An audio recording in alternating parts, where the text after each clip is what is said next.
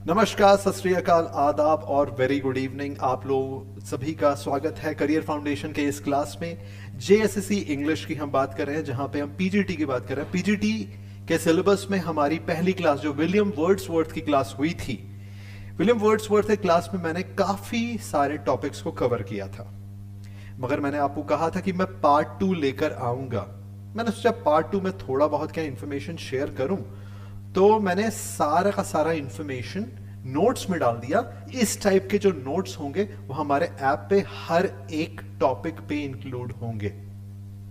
आपको इन नोट्स को देखकर समझ में भी आ जाएगा कि किस टाइप के नोट्स प्रिपेयर होते हैं और कैसे आपको 100% इंफॉर्मेशन देने की मैं कोशिश कर रहा हूं इन नोट्स के थ्रू। दूसरी बात आपके लिए यह है, ध्यान से सुनिए इस चीज को, कि पार्ट 1 वीडियो और पार्ट 2 वीडियो जो मैं कवर कर रहा हूं, इन दोनों के रेफरेंस से मैं मल्टीपल चॉइस क्वेश्चंस लेके आ रहा हूं कल।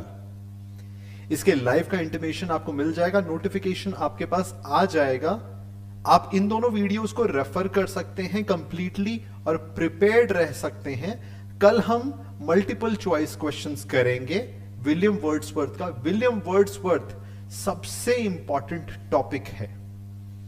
कल हम वो क्वेश्चंस करने वाले हैं जो एग्जाम्स में, काफी सारे एग्जाम्स में पूछे जा चुके हैं। मैंने उन सारे क्वेश्चंस को कंपाइल किया है आप लोगों के लिए, ताकि आपको एक वीडियो में सारे के सारे इंफॉर्मेशन विलियम वर्ड्सवर्थ से जुड़े हुए मिल जाएं।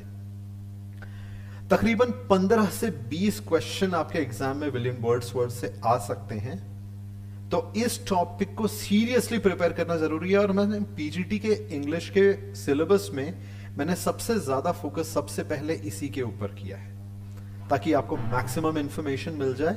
इन सारी चीजों के अलावा हमारा कोर्स ऑलरेडी लाइव है ऐप के ऊपर, आप डेफिनेटली जाके उसे सब्सक्राइब कर सकते हैं, एनरोल कर सकते हैं और अपना पीजीटी इंग्लिश का सिलेबस का सारा इंफॉर्मेशन आपको ऑलरेडी मिल चुका है। प्रिपरेशन आप स्टार्ट कर सकते हैं। तो इससे पहले कि हम और ज्यादा टाइम वेस्ट करें, आगे बढ़ते हैं। सारा information from the beginning discuss करते हैं, और जो चीजें छूट गई थी पिछले क्लास में उसको मैं बीच बीच में काफी जगह पे मैंने इंक्लूड किया और लास्ट में मैंने सारा इंफॉर्मेशन डाला हुआ है। शुरू से अंत तक ध्यान से सुनिए, सारी चीजें नोट करिएगा। मैं कहीं कहीं पे आपको मार्केशन देता जाऊंगा, उन चीजों को नोट करिए। इन दोनों वीडियोस को पार्ट 1 और पार्ट 2 को रेफर करिए, ताकि आप कल के लिए प्रिपेयर्ड रहें मल्टीपल चॉइस क्वेश्चन के लिए। ठीक है, ओके, चलिए स्टार्ट करते हैं। तो ये हम बात कर रहे हैं विलियम वर्ड्सवर्थ की। ठीक है, ये हम बात कर रहे हैं विलियम वर्ड्सवर्थ की। Okay, William Wordsworth. ठीक है, हम ऑलरेडी डिस्कस कर चुके हैं। इनका बर्थ हुआ था 7 अप्रैल 1770, 7 अप्रैल 1770, वर्ड्सवर्थ हाउस। ठीक है, वर्ड्सवर्थ हाउस, इनका सरनेम वर्ड्सवर्थ था, तो इसीलिए इनके घर का नाम जो रखा गया था, इनके पिताजी ने या फिर किसी ने नाम रखा होगा, वर्ड्सवर्थ हाउस रखा था। कॉकरमाउथ जगह का नाम है। किंगडम ऑफ ग्रेट ब्रिटेन, उस टाइम पे किंगडम ऑफ ग्रेट ब्रिटेन में इसे लेक डिस्ट्रिक्ट भी कहा जाता है। क्वेश्चन किस तरह से आ सकता है, लेक डिस्ट्रिक्ट 1717 या फिर 19th सेंचुरी के एरा में किसको कहा जाता है? लेक डिस्ट्रिक्ट की बात कही जाएगी। आपको ऑप्शंस दिए जाएंगे, आप ऑप्शंस को देखकर आंसर कर सकते हैं। कॉकरमाउथ पूछा जा सकता है, किंगडम का ऑप्शन दिया जा सकता है, और गलत ऑप्शंस भी दिए जा सकते हैं। ठीक है, पॉइंट 1 इज क्लियर। आगे बढ़ते हैं। नेक्स्ट, लेक पोएट कौन कौन थे? ठीक है, मेरे ख्याल से लास्ट टाइम मैंने ये चीज कवर नहीं थी। लेक पोएट, आपको ये समझना है कि रोमांटिक एरा में, रोमांटिक एरा की शुरुआत बेसिकली लिरिकल बैलेड्स की पब्लिशिंग जब हुई थी 1798 में, तब उसमें विलियम वर्ड्सवर्थ इन्वॉल्व थे और एसटी कोलरिज इन्वॉल्व थे। ये दोनों थे जिन्होंने मिलकर पब्लिश की थी। ठीक है, और क्योंकि ये अफेक्टेड थे इस कॉन्सेप्ट से, नेचर के कॉन्सेप्ट से कि हम कुछ डिफरेंट करेंगे हमारी पोइट्री में, हम वही चीज फॉलो नहीं करेंगे जो पास्ट में होता आ रहा था, जो दूसरे पोएट दूसरे के कॉन्सेप्ट्स को, दूसरे के मीटर और यूसेज को फॉलो करते थे अपने पोइट्री में, उसी सेम चीज को फॉलो नहीं करेंगे। तो इन चीज को करने वाले लोगों को लेक पोएट कहा गया, जिन्होंने इस चीज की शुरुआत की थी। ठीक है, विलियम वर्ड्सवर्थ, एस.टी. कोल्ड्रिज और रॉबर्ट साउदी। ठीक है, विलियम वर्ड्सवर्थ, एस.टी. कोल्ड्रिज और रॉबर्ट साउदी, ये तीन थे लेक पोएट। आपसे पूछा जा सकता है, ऑप्शन दिया जा सकता है कि लेक पोएट कौन है इस ऑप्शंस में, तो आपको उस हिसाब से टिक करना है। नेक्स्ट है हमारा, नेक्स्ट इनके पेरेंट्स की बात करें तो पेरेंट्स का नाम है जॉन वर्ड्सवर्थ, इनके पिताजी का नाम है, और एन कुकसन इनकी माताजी का नाम है। Mom, dad. ठीक है, ये हो गया। आगे बढ़ते हैं।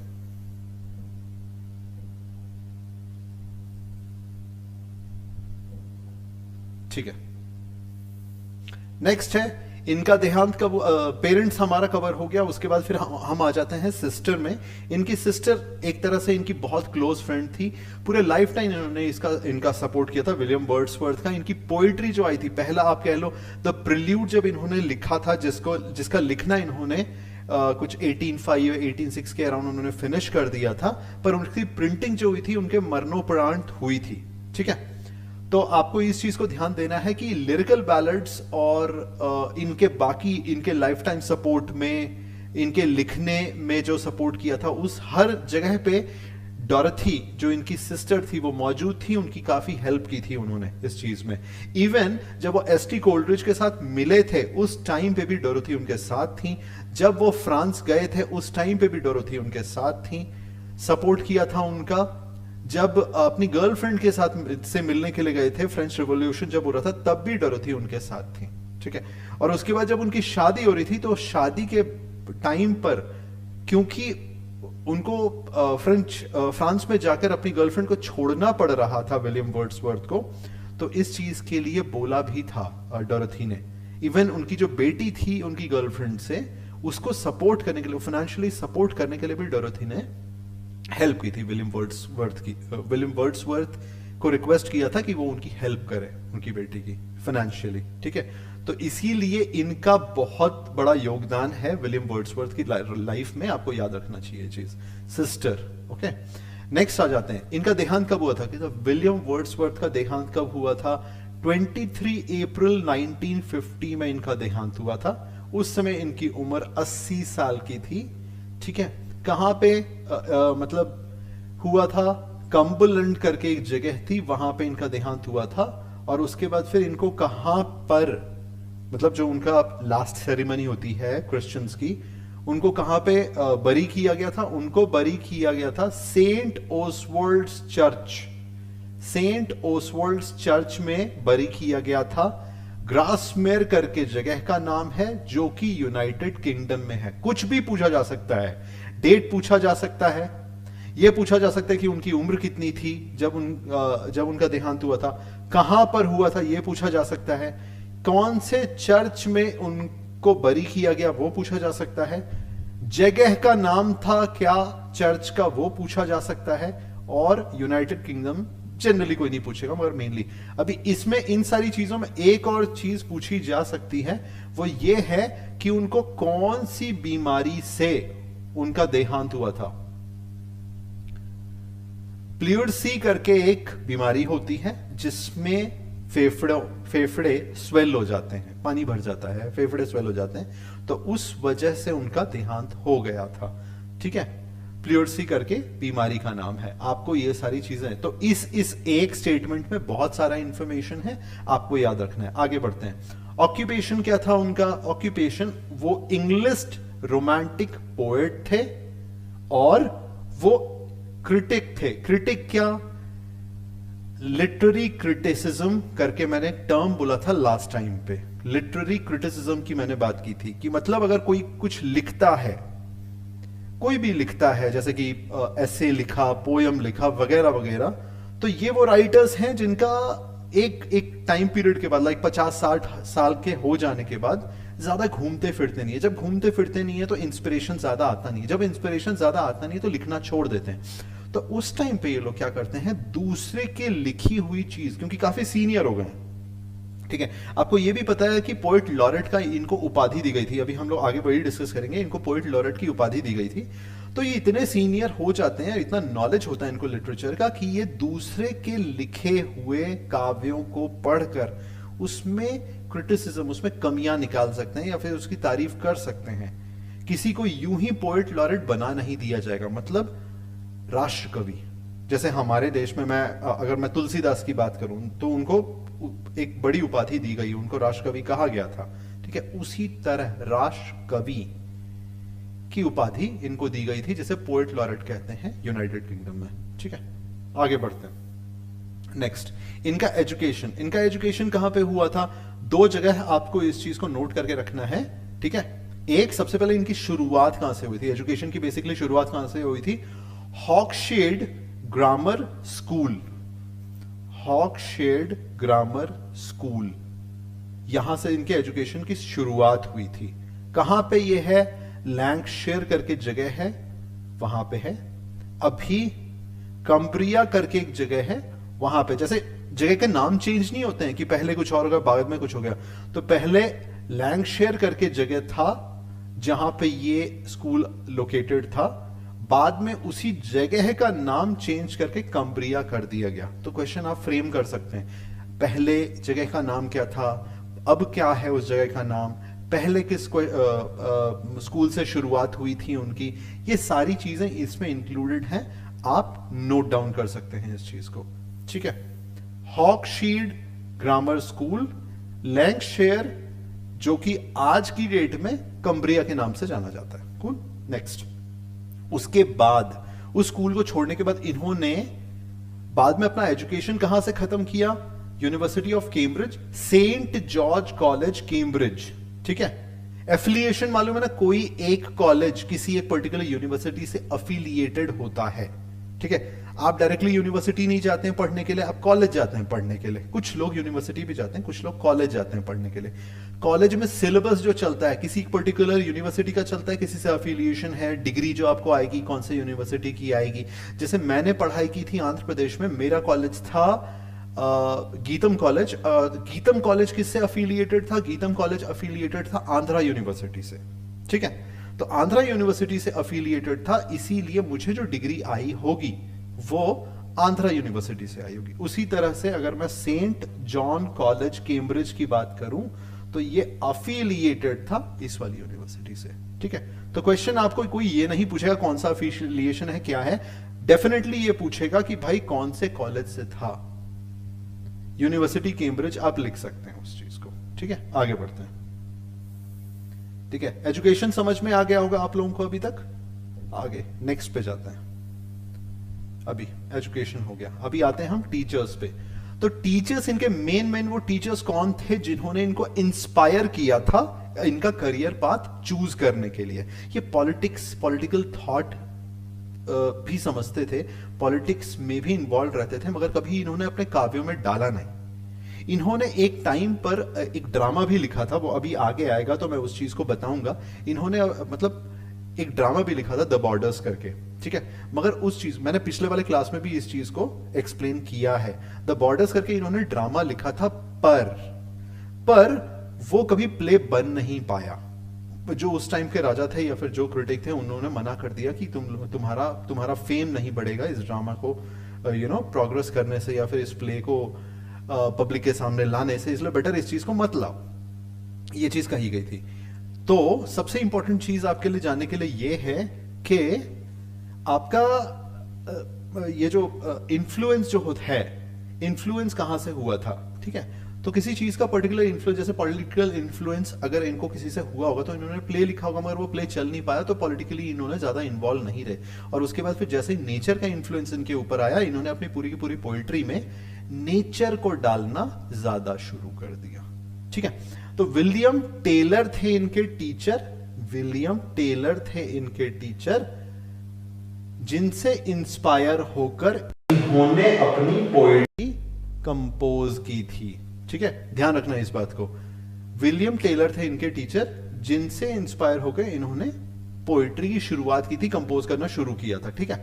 उसके बाद माइकल ब्यूटी करके इनके टीचर थे, जिनसे इंस्पायर होके इन्होंने पॉलिटिकल थॉट्स और पॉलिटिक्स के बारे में जानना और लिखना शुरू किया था उस टाइम पर। अपने टीचर्स, जो मतलब कॉलेज के जो टीचर्स है जिनसे ये इंस्पायर हुए थे।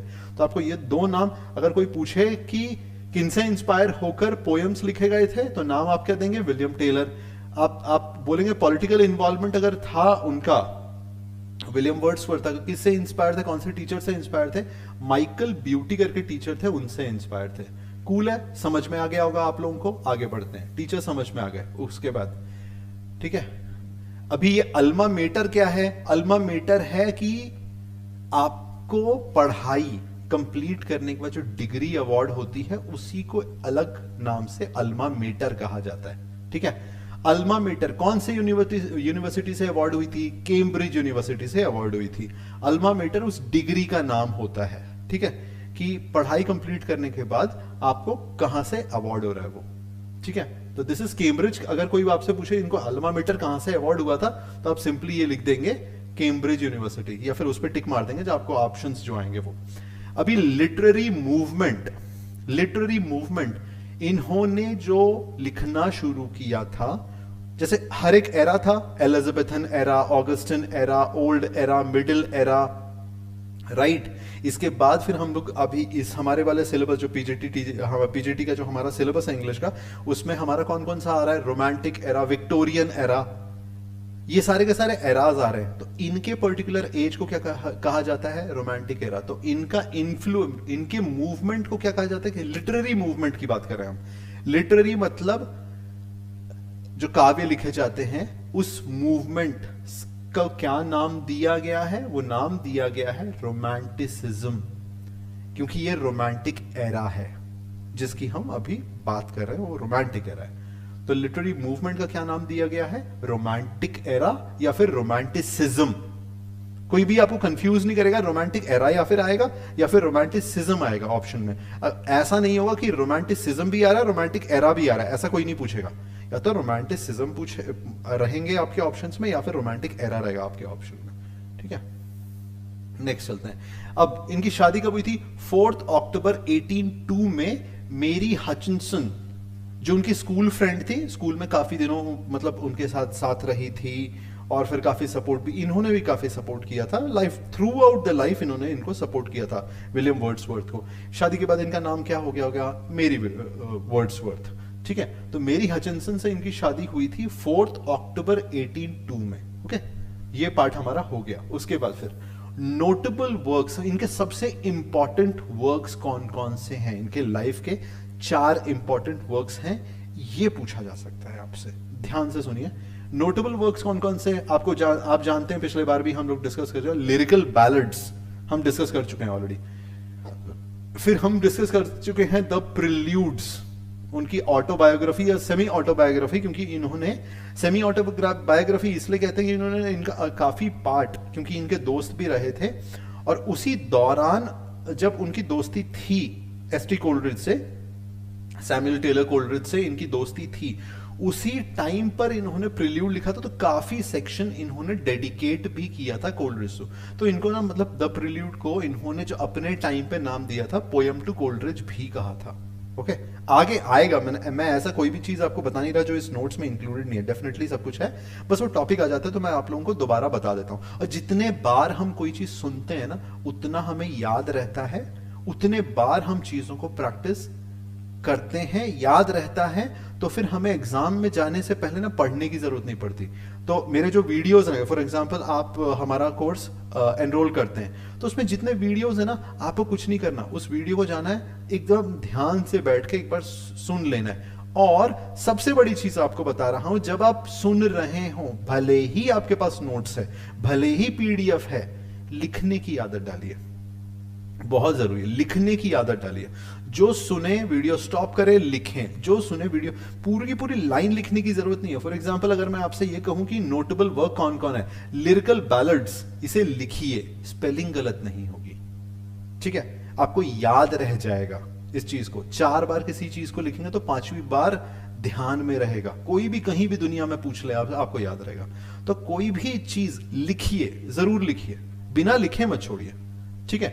नोटेबल वर्क्स कौन कौन से? लिरिकल बैलड्स, द प्रिल्यूड, ये दोनों, क्योंकि मैंने दोनों का नाम सबसे पहले इसलिए लिया क्योंकि ये दोनों हम लोग ऑलरेडी डिस्कस कर चुके हैं। उसके बाद फिर आ जाते हैं इस प्रिल्यूड की अगर मैं बात करूं तो इस प्रिल्यूड में इनके मतलब सॉरी इस प्रिल्यूड में जो पूरा कंप्लीट डिस्कशन है वो मैं नीचे करूंगा। प्रिल्यूड को तोड़ तोड़ के हम सारी चीजें देखेंगे क्योंकि ये इंपॉर्टेंट वर्क है। हम एक्सकर्शन डिस्कस करेंगे आगे, हम पोएम्स इनटू वॉल्यूम्स डिस्कस करेंगे, लिरिकल बैलेंस डिस्कस करेंगे और प्रिल्यूड डिस्कस करेंगे, ठीक है। एक और चीज जानने वाली है, इसका कोई नाम नहीं है पर इन्होंने टोटल 523 सोनेट्स लिखे थे। एक टाइप का पोयम, एक टाइप का, देखिए कौन कौन से होता है, जैसे कि मैं आपको कुछ चीजें बता दूं।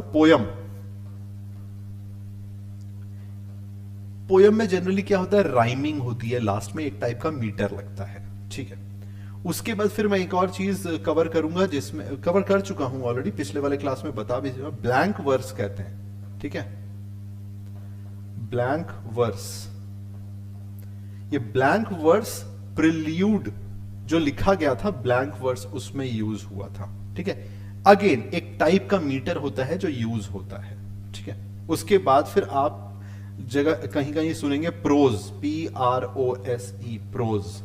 प्रोज क्या होता है, कॉमन टाइप की राइटिंग होती है, जैसे आप और मैं नॉर्मल बोलचाल, जैसे आपने मुझे एक लेटर लिखा, ठीक है, तो लेटर है नॉर्मल बोलचाल में लिखेंगे तो उस चीज का पूरा संग्रह बनाया जाता है, ठीक है। जैसे कि मान लीजिए विलियम कोल्ड्रिज कहीं पे रहते थे, उनकी वाइफ थी, काफी फेमस थे, काफी फेमस थे, ठीक है। अब विलियम कोल्ड्रिज ने अपनी बहन को लेटर लिखा, अपनी वाइफ को लेटर लिखा, अपनी बेटी को लेटर लिखा जो फ्रांस में थी। उन सारे लेटर्स का, उनके देहांत के बाद उन सारे लेटर्स का कलेक्शन बनाया गया, ठीक है। कलेक्शन बना के एक जगह रखा गया, तो उस कलेक्शन के डिफरेंट पार्ट्स बना दिए गए उसके, ठीक है, उनके लाइफ टाइम के हिसाब से और किसी पर्सन को भेजा गया था उसके हिसाब से, तो उसे प्रोज का नाम दिया जाता है। उस टाइप के वर्क को प्रोज का नाम दिया जाता है, ओके। तो प्रोज कवर हो गया, पोयम कवर हो गया, ये कवर हो गया, ठीक है। इसके बाद आप कहीं कहीं सुनेंगे सोनेट्स, सेम एक टाइप का पोयम। आप सुनेंगे ओड, इन्होंने ओड भी लिखी थी, 2 मेन ओड है, हम डिस्कस करेंगे। ओड भी एक टाइप का पोयम है जिसका मीटर एक टाइप का होता है। मीटर क्या होता है, मीटर एक टाइप के वर्ड्स लिखना, एक टाइप की राइमिंग बनाना, कितने बार वो लाइन रिपीट होनी चाहिए, एक पर्टिकुलर लाइन में कितने वर्ड्स आने चाहिए, इसे ode, sonnet, poem, blank verse अलग अलग तरीकों से डिफर किया जाता है इन सब चीजों को, ठीक है। क्योंकि आप अभी आगे आने वाले दिनों में काफी सारे पोएट्स का डिस्कशन करेंगे हम, तो उन सब में ये सारी चीजें होंगी डिस्कस, उस समय भी डिस्कस करूंगा, मगर अभी क्योंकि आप मेरे साथ हैं, इन टर्म्स को हम डिस्कस करें, इसलिए आपके लिए जानना यह जरूरी है, ओके। आगे बढ़ते हैं, ठीक है।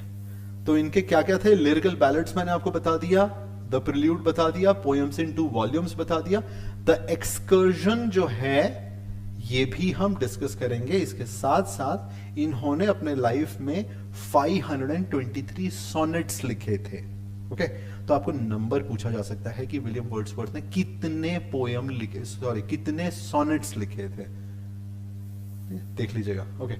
सोब्रिक्वेट, उपाधियां क्या क्या मिली थी इनको, ओके। इनको नेचर पोएट कहा जाता था, इनको हर्बिंगर ऑफ नेचर कहा गया था, इनको वर्शिपर, पूजा करने वाला, नेचर की पूजा करने वाला भी कहा गया था। तो इनको 3 उपाधियां दी गई थी, ठीक है। ये नेशनल उपाधि है, जो ऑफिशियल उपाधि इनको मिली थी वो थी पोएट लॉरेट, और पोएट लॉरेट ये कब से कब तक रहे थे, 1843 से 1850 तक, इन 7 सालों में रहे थे। स्टोरी बता देता हूं दोबारा। सोब्रिक्वेट उपाधियां हैं, नेचर पोएट की हमारी बात, नेचर पोएट ये नॉर्मली जो कहते हैं ना, जैसे कि मेरा नाम अमित निराला है, किसी ने मुझे कोई उपाधि नहीं दी है निराला की, मगर जहां तक हम सूर्यकांत निराला साहब की बात करें तो उनका क्या था, उनका नाम था सूर्यकांत त्रिपाठी, ठीक है। तो त्रिपाठी उनका था पर निराला जोड़ा गया था उनके नाम के साथ। अब मैं फॉर्चुनेट हूं, मेरे पास निराला का सरनेम है, पर उनके साथ था कि वो त्रिपाठी थे, वो लिखते थे बहुत अच्छा, तो उनका लेख इतना निराला था कि उनको निराला की उपाधि दे दी गई थी। निराला कोई नेशनल उपाधि नहीं थी। उसी तरह नेचर पोएट किसी ने कह दिया और वो उस नाम से फेमस हो गया। अगर मैं आपको कह दूं कि आप नेचर पोएट हैं और 100 लोग जान जाएं, तो नेचर पोएट के नाम से आपको जान जाएगा, ठीक है। उसी तरह कोई अगर ये कह दे कि हरबिंगर ऑफ नेचर, तो हरबिंगर नेचर कौन है? विलियम वर्ड्सवर्थ कहा गया था उनको। वर्शिपर ऑफ नेचर, कौन है worshipper of nature United kingdom में? सिर्फ विलियम वर्ड्सवर्थ, और किसी को नहीं बोला जाता है। सिमिलरली ये कहने वाली बात हो जाती है, मगर उपाधि दी जाती है ऑफिशियली। जो ऑफिशियली जो उपाधि दी गई थी वो थी पोएट लॉरेट। अब इसकी स्टोरी जान लेते हैं। 1843 से 1850, तो इसमें क्या हुआ था कि काफी एज हो गई थी उनकी, ऑलमोस्ट 70 इयर्स के हो गए थे वो। तो इनसे पहले देखिए, इनसे पहले कौन थे? Robert Saudi. रॉबर्ट साउदी का नाम अभी हमने थोड़े देर पहले रॉबर्ट साउदी का नाम देखा था। कहां पे देखा था? लेक पोएट में देखा था। देखिए हमने देखा था, रॉबर्ट साउदी का नाम हमने देखा था कुछ देर पहले। तो रॉबर्ट साउदी वही हैं जो पोएट लॉरेट थे। कब? विलियम वर्ड्सवर्थ से पहले। तो लेक पोएट इनको भी बोला जाता है, याद रखना इस चीज को, ठीक है। ओके, तो रॉबर्ट साउदी का रिलेशन आपको समझ में आ गया। वापस आ जाते हैं हम इसके ऊपर। तो रॉबर्ट साउदी थे 1813 से लेकर 1843 तक। 1843 में क्या हुआ? रॉबर्ट साउदी का देहांत हो गया। तो उस समय जो राजा थे उन्होंने विलियम वर्ड्सवर्थ को कहा कि भाई तुम पोएट लॉरेट बन जाओ। उन्होंने बोला भाई मेरा बहुत एज हो गया है, मैं नहीं बन रहा, मेरे को नहीं बनना, मेरे को कोई शौक नहीं है। तो उन्होंने उनको समझाया कि भाई अगर आप बनोगे ना तो लोगों को इंस्पिरेशन मिलेगा आपके वर्क से। आज की डेट में आपको 100 लोग जानते हैं, कल की डेट में आपको 1000 लोग जानेंगे। पहला, आपको जानना ना जानने की जरूरत नहीं, मगर जो आपके काम है वो इतने इंस्पिरेशनल है कि दूसरों को भी वो मौका मिलेगा जानने का। और आप हमेशा नेचर मूवमेंट वाले रहे हैं। आपने हमेशा कोशिश की कि नेचर को बचाया जाए, लोग नेचर में जाए। तो जब तक कोई आपके वर्क को नहीं जानेगा, इंस्पायर नहीं होगा, तो वो कैसे होगा? तो इस तरह से उनको कन्विंस किया। कन्विंस करने के बाद क्या हुआ? विलियम वर्ड्सवर्थ ने बोला चल भाई ठीक है, दे दे, कोई फर्क नहीं पड़ता मुझे। ओके, तो विलियम वर्ड्सवर्थ बन गए फिर 1843 से 1850। 1850 में उनका देहांत हो गया। प्लूर्सी करके जो बीमारी थी उनसे उनका देहांत हो गया। देहांत होने के बाद फिर Alfred Tennyson next poet laureate बने थे। सारे क्वेश्चन यहां से, काफी के सारे क्वेश्चन यहां से फ्रेम हो जाते हैं हमारे। क्या क्या क्वेश्चन फ्रेम हो सकते हैं? फ्रेम हो सकता है कि भाई उपाधि क्या थी, कब से कब तक रहे, कौन था विलियम वर्ड्सवर्थ से पहले, विलियम वर्ड्सवर्थ का टाइम क्या था, विलियम वर्ड्सवर्थ के बाद कौन बना, जो बाद में बना उसका टाइमिंग क्या क्या था। तो ये सारी की सारी चीजें थी। दोबारा एक बार देख लेते हैं। पोएट लॉरेट 1843 से 1850 तक रहे। विलियम वर्ड्सवर्थ से पहले थे रॉबर्ट साउदी जो 1813 से 1843 तक थे। फिर विलियम वर्ड्सवर्थ 1843 से 1850 तक थे, 7 साल। 1850 में उनके मरने के बाद एल्फ्रेड टेनिसन 1850 से 1892 तक थे। कूल, इतना समझ में आ गया होगा। नेक्स्ट चलते हैं, आगे बढ़ते हैं, ठीक है। नेक्स्ट आ जाते हैं हम यहां पे। ओके, तो विलियम वर्ड्सवर्थ इज, अभी हमारे नोट्स शुरू हो गए, ठीक है। इन नोट्स को आप वापस देख लीजिए। इसमें भी मैंने कुछ पॉइंट्स, मेन पॉइंट्स मैंने इंक्लूड किए हैं, इंपॉर्टेंट हैं। कुछ रिपीटेड पॉइंट्स हो सकते हैं, रिवीजन भी हो जाएगा, कोई दिक्कत नहीं है, ठीक है। नोट्स मेरे सारे के सारे इसी तरह से रहेंगे, ठीक है। आ जाते हैं। William Wordsworth is one of the founders of English romanticism. हम जानते हैं इस पॉइंट को, ठीक है। The age of Wordsworth is called romantic age. अब समझ में आया? Romanticism is the same age romantic age. Okay, ये वाला पॉइंट भी कवर हो गया। उनके एज को रोमांटिक एज कहा जाता है। अभी आ जाते हैं। He is fiercely concerned with philosophical speculations and relationship between man and his natural world.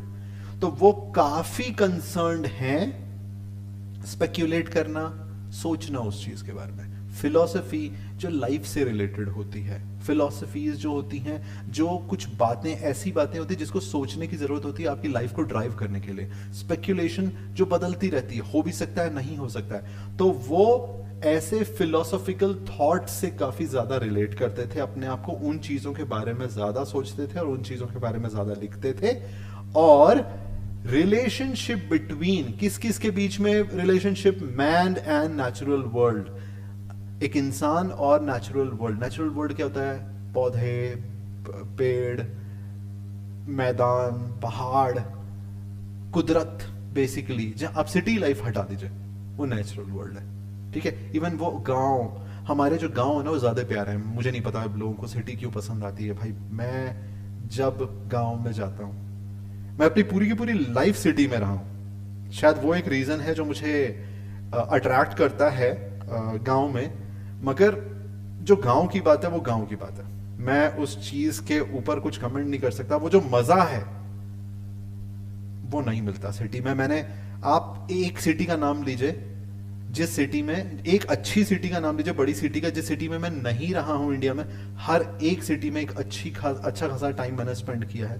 वो मजा नहीं आता जब मैं वापस आता हूं झारखंड, सीरियसली कह रहा हूं। आगे बढ़ते हैं। उसके बाद ही advocated the use of simple ideas, मतलब सिंपल सोचना है। मतलब पहले, इससे पहले जो पोइट्स होते थे वो क्या करते थे, वो बोलते थे कि भाई दूसरे स्पेशल जो बड़े पोएट्स हैं उनको कॉपी करो, उनके मीटर्स को कॉपी करो, ठीक है। वो ये कहते थे कि भाई मीटर्स को कॉपी करो, उनके फंडे को कॉपी करो, जिस तरह से वो राइमिंग कर रहे हैं उस तरह से राइमिंग करो। कभी ग्रीक पोएट को कॉपी करो, कभी स्कॉटिश पोएट को कॉपी करो, कभी किसी का इटालियन पोएट्स को कॉपी करो। तो उनका मेनली काम यही था कि जो पहले लोगों ने काम करके रखा है वैसा ही कुछ उतारना है अपने काव्यों में। इनका सिंपल था, भाई इतना कॉम्प्लिकेट करोगे ना आम इंसान को समझ में नहीं आएगी। मुझे अपनी कविताओं से लोगों को प्रभावित करना है, तो मैं लोगों को कब प्रभावित कर पाऊंगा? जब उन लोगों को मेरी पोयम समझ में आएगी। भाई मैं इतना कॉम्प्लिकेट कर दूंगा उनको कुछ नहीं समझ में आने वाला, ठीक है। तो ये मेन पर्पस था उनका, इसलिए वो सिंपल आइडियाज पे जाते थे। तो सिंपल आइडियाज, नेचुरल इमेजरी, ठीक है, नेचर की इमेजरी, उसके बाद फिर कॉमन लैंग्वेज इन पोइट्री, इन चीजों को ये बेसिकली फॉलो करते थे, ठीक है। इससे रिलेटेड क्वेश्चन आ सकते हैं कि किस टाइप की चीजों को वो बेसिकली फॉलो करते थे। सिंपल लैंग्वेज, नेचुरल इमेजरी, इन सब चीजों को फॉलो करते थे, ठीक है। He is not concerned with high, is not concerned with high. High मतलब वो लोग जो सोसाइटी में काफी ऊपर बैठे हुए हैं। He is not concerned with high. He sought to examine and represent the low alike. मतलब वो सिर्फ हाई, मतलब हाई क्लास लोग जो थे ना सोसाइटी में, उनसे कंसर्न नहीं थे, उनसे भी कंसर्न थे जो लोग निचले तबके के हैं, जो लोग मिडिल क्लास हैं, लोअर मिडिल क्लास फैमिली से बिलोंग करते हैं, उन लोगों से भी ये कंसर्न थे। ये अपना मैसेज हर तबके के लोग तक पहुंचाना चाहते थे, इनका मेन पर्पस वो था, ठीक है। Next, he was born on 7 April 1770, Cumberland, पढ़ लिया हमने, located in the lake district of English. Lake district कौन सा है? लेक डिस्ट्रिक्ट हम ऑलरेडी डिस्कस कर चुके हैं। लेक डिस्ट्रिक्ट कौन सा है हमारा? लेक डिस्ट्रिक्ट कौन सा है? कॉकरमाउथ। कॉकरमाउथ हम ऑलरेडी डिस्कस कर चुके हैं। Cockermouth, kingdom of great Britain, lake district. अब समझ में मैंने कुछ इंफॉर्मेशन रिपीट क्यों की है, रिलेट कर सके हम, याद रख सके हम उस चीज को, ठीक है। कॉकरमाउथ, ठीक है। आगे बढ़ते हैं, कहां पे थे हम, ठीक है, okay. He was born on 7th April 1770 in Cumberland, located in Lake District of England. Lake District of England, okay? ये वाला पार्ट हो गया आपका कवर। उसके बाद फिर after graduating from school as a young boy he took a walking trip to Europe which opened up vivid vistas of natural beauty to him, okay. तो basically यहां पे क्या बोल रहा है कि हुआ क्या, ग्रेजुएट हो गए, ग्रेजुएट होने के बाद उन्होंने बोला कि चलो यार एक वॉक लेते हैं। तो उन्होंने पूरे यूरोप में ना एक वॉक लिया, स्ट्रोलिंग, पैदल चलो, मस्त घूमो। तो जब वॉक लिया तो जब उन्होंने विविड विस्तास, बड़े बड़े पहाड़, हरियाली, पेड़ पौधे, गांव की लाइफ, कोई बिजी नहीं, सब मस्त खुशी खुशी घूम रहे हैं, गाय चर रही हैं, एक जो ग्वाला है वो बैठा हुआ है, मौज कर रहा है। मैं जहां पे रह रहा हूँ उसके बाहर अगर आप देखोगे ना, बड़ा सा ग्राउंड है, ठीक है। बहुत बड़ा ग्राउंड है। मैं अपनी बैल्कनी में जब आता हूँ शाम के टाइम पे, सुबह के टाइम पे, सनसेट सुपर, मतलब आप लोग आइए मेरे पास एक बार। तो हमारा जो यहाँ पे सनसेट होता है, सनसेट इतना सुपर होता है, मतलब मेरे लेफ्ट हैंड साइड में सनसेट होता है सुपर। मैंने 3-4 फोटोज भी निकाले, I will share those photos with you. तो जब मैं सुबह को 6 बजे के अराउंड देखता हूँ तो पूरी गाय और भैंसें यहाँ पे चर रही हैं, पूरा ग्रीन ग्राउंड है। और उसके बाद फिर एक दो जो ग्वाले हैं वो यहाँ पे आके ऐसे घास के ऊपर मस्त लेट जाते हैं। तो वो जो सीन होता है वो इतना ब्यूटीफुल सीन होता है ना, you can't even imagine. I don't know, you guys would have been seeing this scenario for your entire life, but this something in this I find that I have never seen in my life. मैंने कभी देखा नहीं इस चीज को, तो मुझे ये देखने में बहुत मजा आता है सीरियसली। मतलब अगर आप मुझे कहो ना घंटों बैठा रहूं और मैं देखता रहूं इस सीन को, शायद मैं ही था विलियम वर्ड्सवर्थ। आगे बढ़ते हैं। Okay, next. अपने बारे में बता रहा हूं मैं। Okay, next. हम लोग कहां पे थे? हाँ, after graduating from school as a young boy he took a walking trip to Europe which opened up vivid vistas of natural beauty to him. Okay fine, ये हो गया। उसके बाद आ जाते हैं नेक्स्ट पॉइंट पे। It's around the same time he realise that there is more serene and peaceful city life, more it is around the same time, इसी वक्त पर उन्होंने ये रियलाइज किया कि सिटी लाइफ से ज्यादा अच्छी लाइफ, सिंपल लाइफ और पीसफुल लाइफ जो है, शांति प्रिय लाइफ जो है, वो गांव का है। गांव का है इन द सेंस सिटी से बाहर है, गांव नहीं कह सकते डायरेक्टली, सिटी से बाहर है। Okay, his attraction to the countryside and simple life. Countryside कौन सा? सिटी से बाहर निकल जाए तो उसको कंट्री साइड बोलते हैं, ठीक है, इंग्लिश में। सिंपल लाइफ पे बेसिकली वो फोकस कर रहा है। See, I do value money. It's not that I don't value money. पैसे को मैं भी बहुत वैल्यू देता हूँ। I want to have a lavish home. मेरा अपना एक बंगलो हो। I want to have like lavish cars, 3 to 4 lavish cars, Mercedes Benz and उसके बाद फिर Audi वगैरह वगैरह मेरे पास भी हो। But I love simple life. काम आप सिटी में करिए, गांव में वापस आ जाइए। नेक्स्ट आ जाते हैं नेक्स्ट पे, ठीक है। So his debut as a writer was made in the year 1787। सबसे पहले उन्होंने 1787 में अपना लिखना शुरू किया था। कैसे लिखना? When he got published, when he got his sonnet published, ठीक है, in the European magazine during his under graduation at Saint John's college, Cambridge. Saint John's college तो हम लोग ऑलरेडी डिस्कस कर चुके हैं, राइट, जो कैम्ब्रिज से अफिलिएटेड था। तो उन्होंने सबसे पहली बार कब लिखा था? एक सोनेट लिखा था जो कि 1787 में पब्लिश हुआ था एक मैगजीन में, जिस टाइम पे वो अंडर ग्रेजुएट थे। जस्ट रिमेंबर दैट, ठीक है। तो उन्होंने एज अ राइटर अपनी शुरुआत की थी 1787 में। याद रखने वाला पॉइंट है, डेफिनेटली याद रखिए इस चीज को, ठीक है। अब प्यार पे आ जाते हैं, ठीक है। आप सभी लोगों ने किया होगा, मैंने भी किया था, ठीक है। तो उन्होंने कब किया था? उन्होंने किया था, उन सबको उनका लव अफेयर हुआ था बेसिकली फर्स्ट टाइम पे, शॉर्ट लव अफेयर विथ मेरी एस्थवेट, ठीक है। ये छोटा सा लव अफेयर था, कॉलेज के टाइम पे हुआ होगा, पर ज्यादा चला नहीं, पर उनके लाइफ में इम्पैक्ट था, याद रखने की जरूरत है। फिर से प्यार हो गया उनको प्यार एक और बार कब हुआ? नवंबर 1791 में जब वो फ्रांस गए थे तो उनको दोबारा प्यार हो गया था। काफी बड़ा दिल था उनका। तो लव अफेयर, शॉर्ट अफेयर इस टाइम पे हुआ था। इन नवंबर 1791 he visited France and fail in love with French woman Annette Velan. Annette Velan से उनको प्यार हो गया था, ठीक है। तो दूसरा प्यार हो गया। ओके ओके, नेक्स्ट आ जाते हैं। तो ये चीज आपको समझ में आ गई। मेरी एथवाइल आपको मैरी एथवेट करके उनका छोटा सा अफेयर था जो उनके साथ रहा होगा। उसके बाद फिर उनको नवंबर 1791 में जब उन्होंने, इसमें इनका नाम तो इंपॉर्टेंट है ही, साथ साथ में ये इंपॉर्टेंट है फ्रांस गए कब थे। ये क्यों इंपॉर्टेंट है? क्योंकि इसी टाइम पे फ्रेंच रिवॉल्यूशन का एक्सपीरियंस उन्होंने किया था। ओके, इसीलिए वो चीज इंपॉर्टेंट है, इसलिए यहां से चीजें रिलेट हो रही है। तो इन नवंबर 1791 he visited France and fail in love with the French woman Annette Velan. Okay, याद रखिएगा इस चीज को। उसके बाद witness the middle age of French revolution, इन्होंने विटनेस किया था middle age of the French revolution. Middle age मतलब कुछ पार्ट ऑफ फ्रेंच रिवॉल्यूशन जा चुका था, कुछ पार्ट ऑफ फ्रेंच रिवॉल्यूशन था और कुछ पार्ट ऑफ फ्रेंच रिवॉल्यूशन होने, तो बीच का जो पार्ट था which falls between 5th May 1789 to 9 November 1799, इस दौरान, इस दौरान उन्होंने फ्रेंच रिवॉल्यूशन एक्सपीरियंस किया था। ठीक है, witness the middle stage of the French revolution 5th May 1789 to 9th November 1799। Next आ जाते हैं। नेक्स्ट क्या है, इन 1792, सी डेट, नेम, ये सारी चीज याद रखनी बहुत जरूरी है। आप रेफर कर लीजिए पूरा वीडियो, आपको समझ में आ जाएगा। कल के एमसीक्यू में आप किसी को मिस आउट नहीं करना।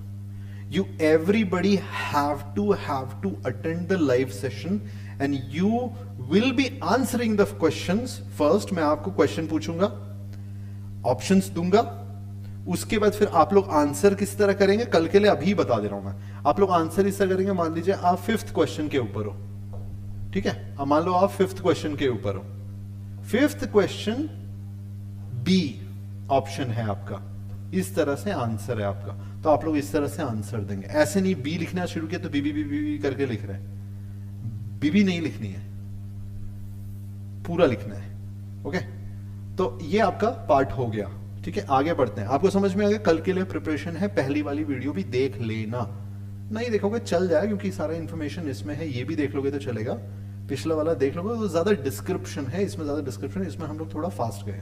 ओके, नेक्स्ट 1792 में ही गेव 1792 में एनेट कैरोलाइन, जो उनकी गर्लफ्रेंड थी फ्रांस की, उनसे उनको एक बेटी हुई।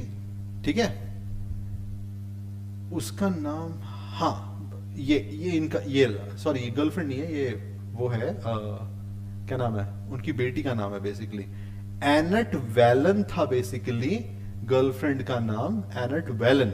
ओके, अब एनेट वेलन से एन निकला और उससे बेटी का नाम रखा गया एन, कैरोलाइन उनका सरनेम डाला गया। ठीक है, तो 1792 में ही gave birth to his child Ann Caroline.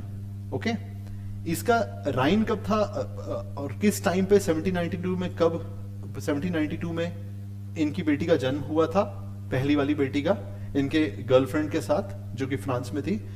The reign of terror and the war between France and Britain separated them. तो हो क्या रहा था कि जो फ्रांस और ब्रिटेन के बीच में जो वॉर चल रहा था, ये थे यूनाइटेड किंगडम के और गए थे फ्रांस में, तो क्योंकि ये ब्रिटेन के सिटीजन थे, इनको वहां पे रहने नहीं दिया गया, कॉन्फ्लिक्ट हुआ होगा तो डेफिनेटली इनको वापस लौटना पड़ा, अगर वहां पे रहते तो खतरा हो सकता था, इसलिए उनको वापस लौटना पड़ गया। Okay,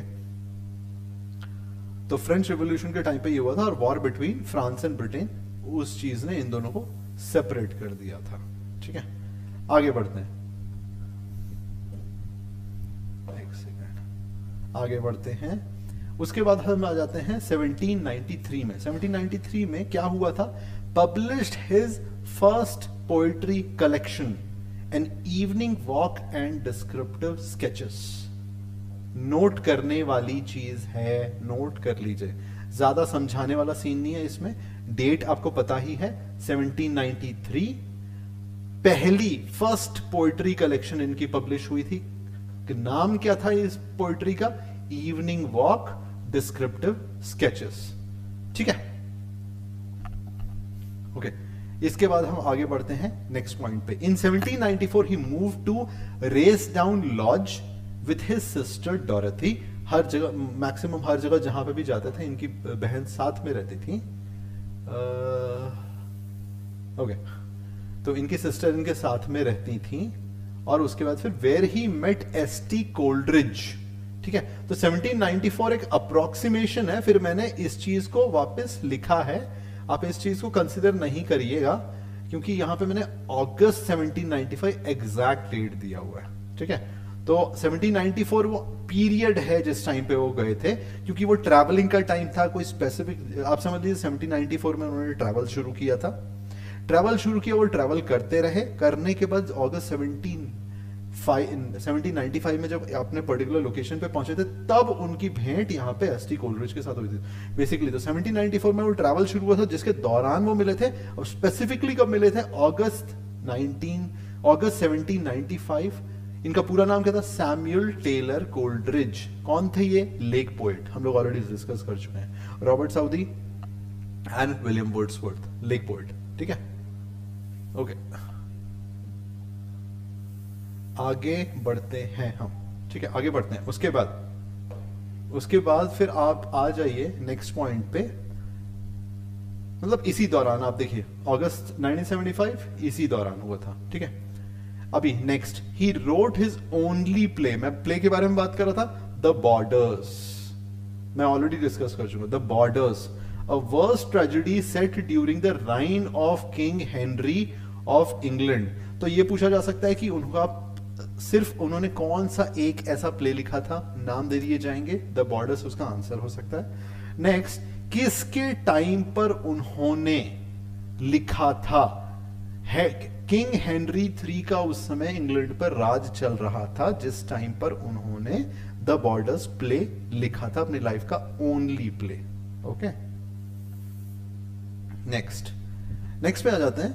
The Romantic Age is supposed to begin in 1798, which is the year in which Wordsworth Lyrical Ballads was published. Cool है, ठीक है। Lyrical Ballads इसी टाइम पे पब्लिश हुआ था 1798, उसी टाइम पे रोमांटिक एज की शुरुआत मानी जाती है। ओके, 1798, ये डिस्क्रिप्शन में हम लोग आगे भी पढ़ेंगे। Wordsworth Lyrical Ballads published. Okay, with increased relations at the Alfoxden House. With increased relation at the Alfoxden House में कौन था, Alfoxden House में थे यहाँ पे कोल्ड्रिज साहब और विलियम वर्ड्सवर्थ साहब, ये दोनों थे वहां पे। तो इन दोनों की दोस्ती बहुत स्ट्रांग हो गई थी उस टाइम तक। स्ट्रांग हो जाने के बाद इन्होंने ये डिसाइड किया कि ये कोलैबोरेट करेंगे और लिरिकल बैलेड्स लिखेंगे। तो इन्होंने लिखने के बाद 1798 में लिरिकल बैलेड्स लिख के पब्लिश कराई 1798। Okay, lyrical ballads began with Coleridge's rime of the ancient mariner. इससे शुरुआत, इस वाले पोयम से शुरुआत होती है लिरिकल बैलेड्स की। खत्म किससे होती है, ends with Wordsworth Tintern Abbey. बहुत इंपॉर्टेंट पोयम है, हो सके तो पढ़ लेना, टिंटन एबी बहुत अच्छी पोयम है। ठीक है, वर्ड्सवर्थ की टिंटन एबी से एंड होती है, राइम ऑफ एंशिएंट मैरिनर से शुरू होती है। तो बहुत सारे क्वेश्चन यहां पे आ गए, कब पब्लिश हुई थी, कौन कौन कोलैबोरेट कर रहे थे, कब पब्लिश हुई थी, उस टाइम पर एल्फॉक्सन हाउस में थे, मतलब कहां थे। उसके बाद फिर किसके पोयम से शुरू हो रही है और पोयम का नाम क्या है, किसके पोयम से खत्म हो रही है और उस पोयम का नाम क्या है। ठीक है, ओके, नेक्स्ट आ जाते हैं।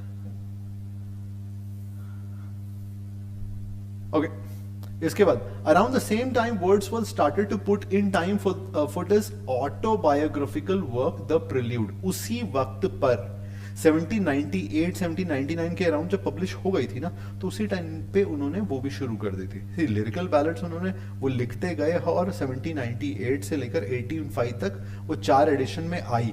मगर 1799 के अराउंड उन्होंने अपना ऑटोबायोग्राफिकल वर्क द प्रिल्यूड जो था वो भी लिखना शुरू कर दिया था। कूल है। तो इसका क्या है, ऑटोबायोग्राफिकल वर्क, और ऑटोबायोग्राफिकल वर्क कौन सा था, द प्रिल्यूड। ये ऑटोबायोग्राफिकल वर्क या फिर इसको सेमी ऑटोबायोग्राफिकल वर्क बोल सकते हैं आप। Okay, now in 1802 Wordsworth and Dorothy travelled to France to meet his daughter Caroline. Ann Caroline थी डॉटर, एन कैरोलाइन डॉटर थी। तो इससे मिलने के लिए वर्ड्सवर्थ और डॉरथी दोनों फ्रांस गए थे 1802 में। वर्ड्सवर्थ और डॉरथी, और इसका मेन पर्पस क्या था, मेन पर्पस ये था कि शादी करने वाले थे। ठीक है, तो तो शादी करने वाले थे, इसलिए इन्होंने सोचा चलो यार अपनी बेटी से मिल लेते हैं, उसको कुछ फाइनेंशियल सपोर्ट भी कर देते हैं, पुरानी वाली गर्लफ्रेंड से मिल लेते हैं, समझौता हो जाएगा, गर्लफ्रेंड बाद में दिमाग नहीं खराब करेगी। ठीक है, वही वाला चक्कर वही होगा, थोड़ा फॉर्मल लैंग्वेज में हम बात कर लेते हैं, एक्चुअली यही होगा, अंदर अंदर यही चल रहा था। आगे बढ़ते हैं। Next, the prelude was completed by 1805 but not publish until 1850। ये हम लोग सब जानते हैं कि प्रिल्यूड क्या है, 1805 तक पूरा का पूरा कंप्लीट हो गया। मतलब इन्होंने कब लिखनी शुरू की थी, 1799 के अराउंड इन्होंने लिखना शुरू कर दिया था। ठीक है, पर और 1805 तक इन्होंने खत्म कर दी थी पूरी, लिख के सब खत्म। ओके, पब्लिश नहीं कर पाए, प्लान बनाते रह गए, लंबा चौड़ा भाषण था, नाम क्या देना, ये क्या देना, वो क्या देना, बहुत कुछ सोच के रखा था इन्होंने। इनकी वाइफ ने सोचा भाई इतना मोटा चौड़ा काम है, 1850 में इनका देहांत हो गया। देहांत होने के बाद फिर इनकी वाइफ ने ये सोचा कि इतना बड़ा काव्य है, पब्लिश तो होना चाहिए। तो 3 महीने के बाद मरने के 3 महीने के बाद उन्होंने द प्रिल्यूड नाम से इनका पूरा का पूरा वो वाला कलेक्शन जो है प्रिल्यूड के नाम से पब्लिश करा दिया। ठीक है, 1850 में वही लिखा हुआ है, the prelude was completed by 1805 but not published until 1850। इसका नाम क्या सोचा था विलियम वर्ड्सवर्थ ने, क्या नाम सोचा था, वो है ये पोयम टू कोल्ड्रिज, ये नाम सोचा था। ठीक है, ओके, नेक्स्ट आ जाते हैं हम, नेक्स्ट आ जाते हैं लंदन 1802। ठीक है, लंदन 1802 एक पोयम है।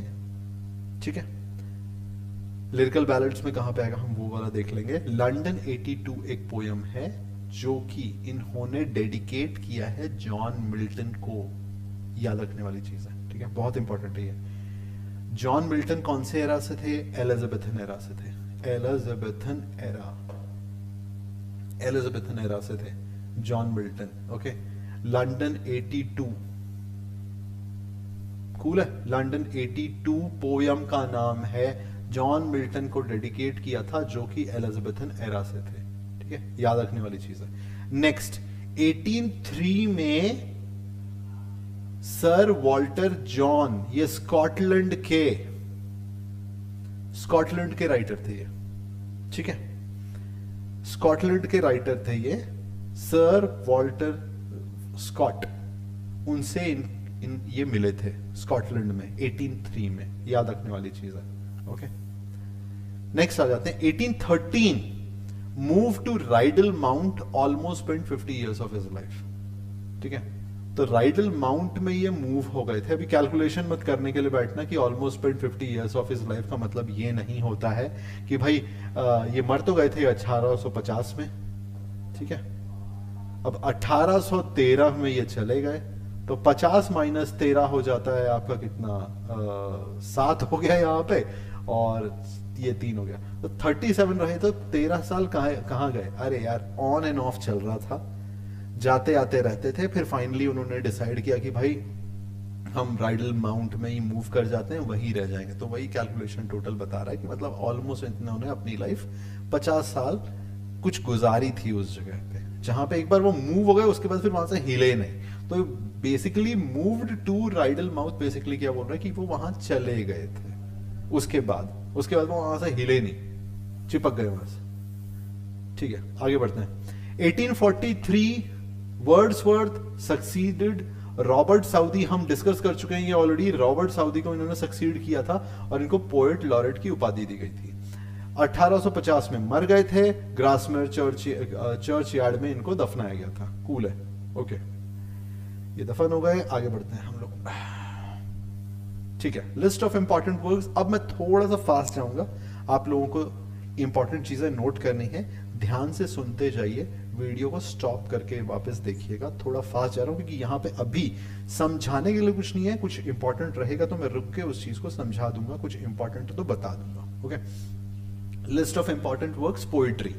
ये फ्लो जो है ना, आप डेट्स यहाँ पे ईयर देख रहे हैं ना, ये ईयर आप देख रहे हैं, फ्लो 1793 से लेकर 1850 तक पब्लिशिंग के डेट्स जो हैं सारे के सारे, इसको क्रोनोलॉजी बोलते हैं। ठीक है, क्रोनोलॉजी जो बोला जाता है कि आपको डेट का फ्लो याद रखना है, मिक्स एंड मैच नहीं करना। कोई आपको ऑर्डर में डालने के लिए बोल सकता है कि भाई 4 पोयम आपको दी गई है, जिस डेट के हिसाब से, जिस ईयर के हिसाब से पब्लिश हुई है, उस हिसाब से इसको ऑर्डर में लगा दो। कूल है, वही चीज आपको करनी है। तो आ जाते हैं मेन चीज के ऊपर। डिस्क्रिप्टिव स्केचेस 1793 में, याद है ना, डिस्क्रिप्टिव स्केचेस इनकी पहली राइटिंग से था, राइट। उसके बाद फिर आता है lyrical ballads with few other poems, 1798 में पहला पब्लिश हुआ। टिंटन एबे लिरिकल बैलेड्स में ही था, ये इसी का पार्ट है, टिंटन एबे। उसके बाद फिर आ जाता है टिंटन एबे, मैंने पहले ही बोला टिंटन एबे बहुत इंपॉर्टेंट है, और मतलब उनकी लास्ट वाली पोएम जो पहले वाली पब्लिश हुई थी, पब्लिश होने के बाद जो लास्ट, मतलब कौन से पोएम से एंड हो रही थी, टिंटन एबे मैंने बताया था ना, वापस एक बार देख लेते हैं। कहां पे था, देखो मैंने बताया था ना, लिरिकल बैलेड्स में लास्ट वाली पोएम, तो इसीलिए टिंटन एबे इंपॉर्टेंट है। ये 1798 में जो पब्लिश हुई थी, पहली वाली जो एडिशन आई थी, ठीक है, तो टिंटन एबे से एंड हुई थी 1798, तो इस चीज को नोट कर लेना, इंपॉर्टेंट है ये। ओके, नेक्स्ट हम कहाँ पे थे, ये आ गया। वापस हम लोग इंपॉर्टेंट पोइट्री पे आ जाते हैं। तो लिरिकल, वाह क्या स्टॉप किया है मैंने, बिल्कुल मार्क वहीं पे लगा है। Okay, lyrical ballads with a few other poem 1798, और उसके बाद फिर टिंटन एबे जो उसका पार्ट था, ठीक है, लिरिकल बैलेड्स का। उसके बाद फिर आ जाते हैं intimation of immortality. Intimation of immortality, इसमें इंपॉर्टेंट क्या है, lyrical ballads with few other poems, ये एक इंपॉर्टेंट हो गया। पोएम्स इन 2 वॉल्यूम्स, ये इंपॉर्टेंट हो गया, जो कि 1807 में आया था, इससे पहले इंटीमेशन ऑफ इमॉर्टैलिटी। फिर गाइड टू द लेक्स 1810 में आया था, इसमें एक पोएम है टू द कुकू, बहुत इंपॉर्टेंट है, पढ़ लेना। द एक्सकर्शन, ये भी पार्ट है, कहां पे आएगा मैं समझाऊंगा, बट 1814 में ही लिखा। लायोडामिया 1815 और 1845, 1815 में इन्होंने लिखनी शुरू हुई थी, पब्लिश हुई थी उस टाइम के अराउंड, तो लायोडामिया को कंप्लीट उन्होंने 1845 में किया था। ओके, इसलिए वहां पे 2 डेट लिखे हुए हैं। The white doe of Rylstone 1815 में, पीटर बेल 1819 में लिखी थी इन्होंने। द वैगनर, ये जो दोनों है ना, इसे द वैगनर भी बोला जाता है, या फिर द बेंजामिन द वैगनर, ये दोनों भी बोला जाता है, ये वन एंड द सेम, एक ही चीज है ये, ठीक है।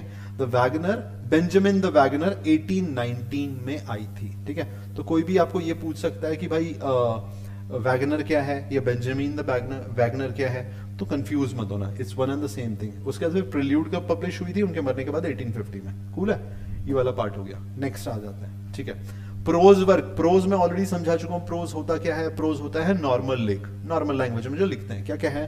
प्रोज वर्क 1896 में पब्लिश हुई थी, 1896, सोच सकते हैं 1850 में मर गए, उनकी वाइफ भी गुजर गई होगी उस टाइम तक, पर कलेक्शन बना लिया गया। कलेक्शन बनाने के बाद फिर वो प्रिंटिंग में आने लग गया, जब पब्लिश होता है उसका डेट दिया जाता है। प्रोज वर्क पब्लिश हुई थी 1896 में। लिटरेरी क्रिटिसिज्म, उनका जितने भी लिटरेरी क्रिटिसिज्म उन्होंने किए थे, वो सारा का सारा आ गया 1966 में पब्लिश होगा। लेटर्स टू डोरथी, अपनी बहन को, और जो इन्होंने लिखा था, ओके, वो सारा का सारा 1967 में पब्लिश हुआ। Letters to the Wordsworth family, अपनी फैमिली को जो लेटर्स लिखे थे वो 1969 में पब्लिश हुआ। प्रोज वर्क, और भी इन्होंने कुछ कुछ लेख लिखे होंगे, वो 1794 में पब्लिश हो गया। The love letters of William and मेरी वर्ड्सवर्थ, मतलब ये और इनकी वाइफ के बीच में जो लेटर्स लिखे थे इन्होंने, वो 1981 में। ये इंपॉर्टेंट है, ये पढ़ने वाली चीज है ना। The love letters of William and मेरी वर्ड्सवर्थ। ओके, किसी के लव लेटर नहीं पढ़ते यार, बट स्टिल अगर इन्होंने पब्लिकली पब्लिश कर दिया तो we can't help it, no, we have to read it, प्यार की बात है। ओके, एसे अपॉन एपिटाप्स 1810 में हुआ था, ठीक है। तो ये तो पहले हो गया था। एसेज और एपिटाप्स, इन्होंने एसेज लिखे थे, एसेज नॉर्मल लैंग्वेज में लिखते हैं, तो वो 1810 में हुआ था। कूल है, यहां तक इंपॉर्टेंट चीज है, डेट याद रखनी जरूरी है, कब क्या हुआ था वो याद रख लीजिए। ओके, नेक्स्ट आ जाते हैं। Okay, list of important poems, ये इंपॉर्टेंट पोएम्स है, ये याद रखने वाली चीज है, इनके बहुत इंपॉर्टेंट पोएम्स हैं, सारे याद रखिए। ओके, अभी किससे है ये लिस्ट ऑफ इंपॉर्टेंट पोएम से? लिरिकल बैलड जो 1798 में इन्होंने लिखी थी, जिसमें दोनों थे, उसमें से इनके पोएम्स थे, जैसे कि मैंने आपको ऑलरेडी बता दिया है, सैमुअल टेलर कोल्ड्रिज की सिर्फ 4 पोयम थी पहले वाले एडिशन में, दूसरे मतलब, और उसके बाद फिर 19 पोयम थी वर्ड्सवर्थ की, ठीक है, तो उसमें से है ये क्या क्या था important, Simon Lee, we are 7, lines written in early spring, expulsion and reply, the tables turn, the thorn, lines composed a few miles above Tintern Abbey, Lucy Gray, The 2 April Mornings, The Solitary Reaper, बहुत important poem है, okay, Nutting, The Ruined Cottage, Michael, The Kitten at Play. ये है इन lyrical ballad जो 1798 में जो publish हुई थी, उसमें से ये पोयम है विलियम वर्ड्सवर्थ के। उसके बाद आ जाते हैं नेक्स्ट वाले में, नेक्स्ट वाले में आ जाइए, इन पोयम्स 1807 में इन पोयम्स करके इनका वर्क जो था, बुक पूरी की पूरी किताब, उसमें इनका क्या क्या वर्क था, उसमें इनके पोयम्स जो one of the most important ones हैं, वो क्या क्या है, resolution in and independence, I wandered lonely as a cloud, also known as daffodils.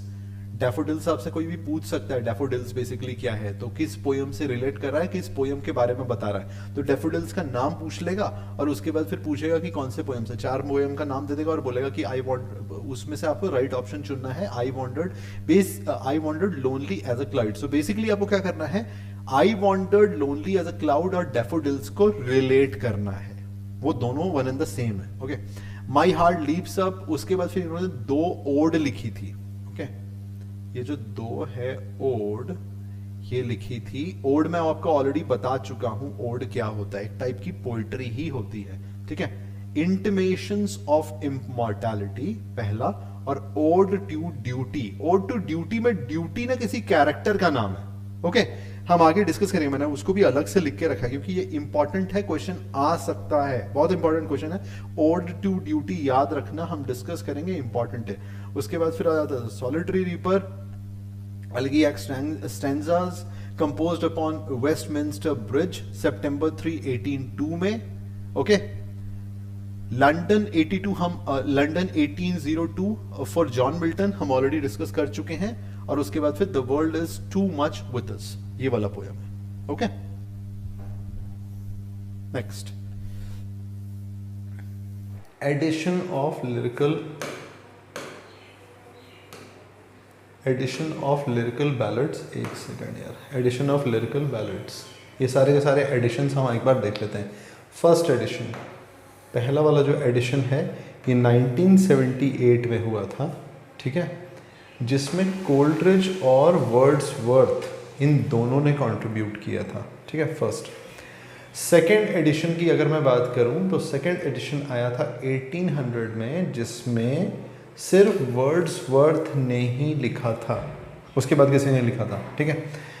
इसमें उन्होंने प्रीफेस डाला था, ओके, और इसको प्रीफेस डालने का, प्रीफेस बेसिकली क्या होता है, इंट्रोडक्शन टाइप का, कि ये उन्होंने क्यों लिखा है, ठीक है।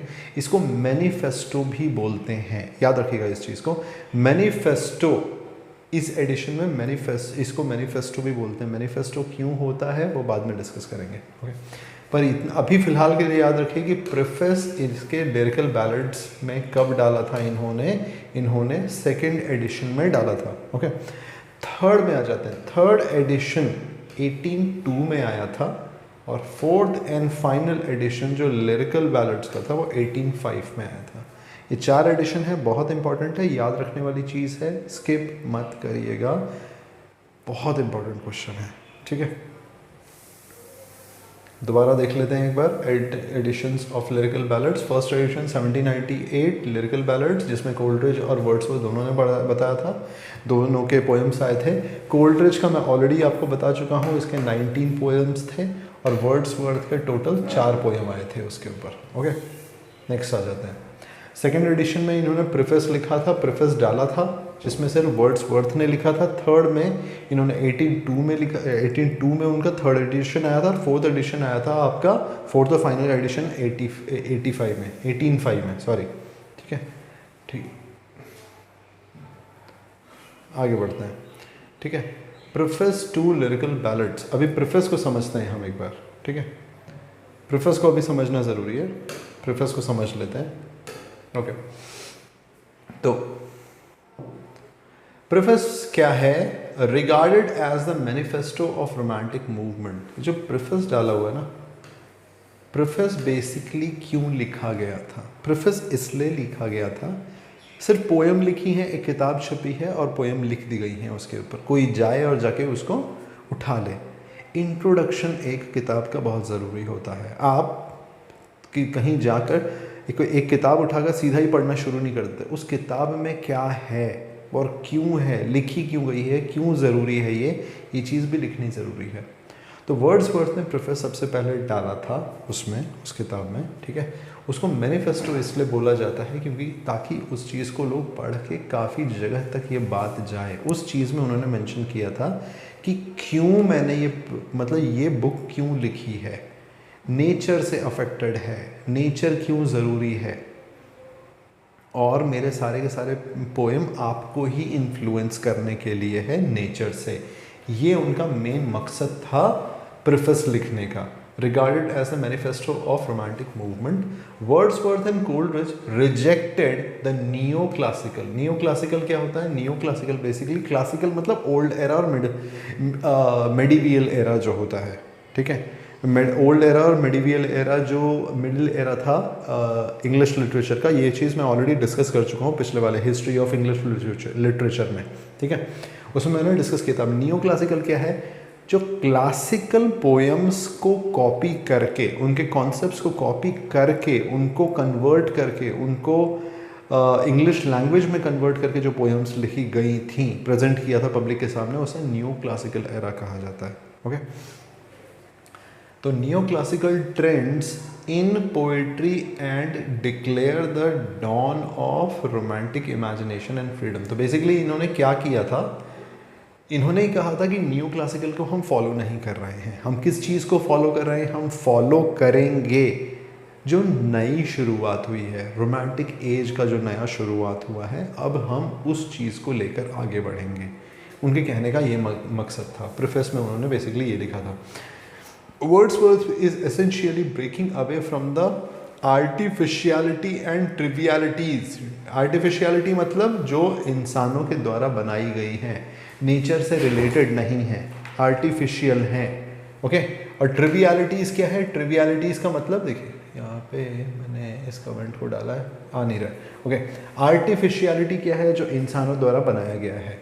उसके ट्रिवियलिटीज़ क्या हैं? जिन चीज़ों की वैल्यूज़ नहीं है, वैल्यू नहीं है, ज़्यादा वैल्यूबल है नहीं, बस चीज़ों को कॉपी करके चला रहे हैं, ठीक है। तो words was essentially breaking away, मतलब उन चीज़ों से बाहर निकल रहे हैं, आर्टिफिशियलिटी और ट्रिवियलिटीज़ से बाहर निकलने के लिए basically, of the 18th century society. 18 century की सोसाइटी को वो नई पिक्चर दिखा रहे हैं, नया लुक दे रहे हैं कि भाई इस चीज़ को अब फॉलो किया जाएगा, हम कुछ नया बदलाव लाने की कोशिश कर रहे हैं। वो उन्होंने प्रेफेस में मेंशन किया था।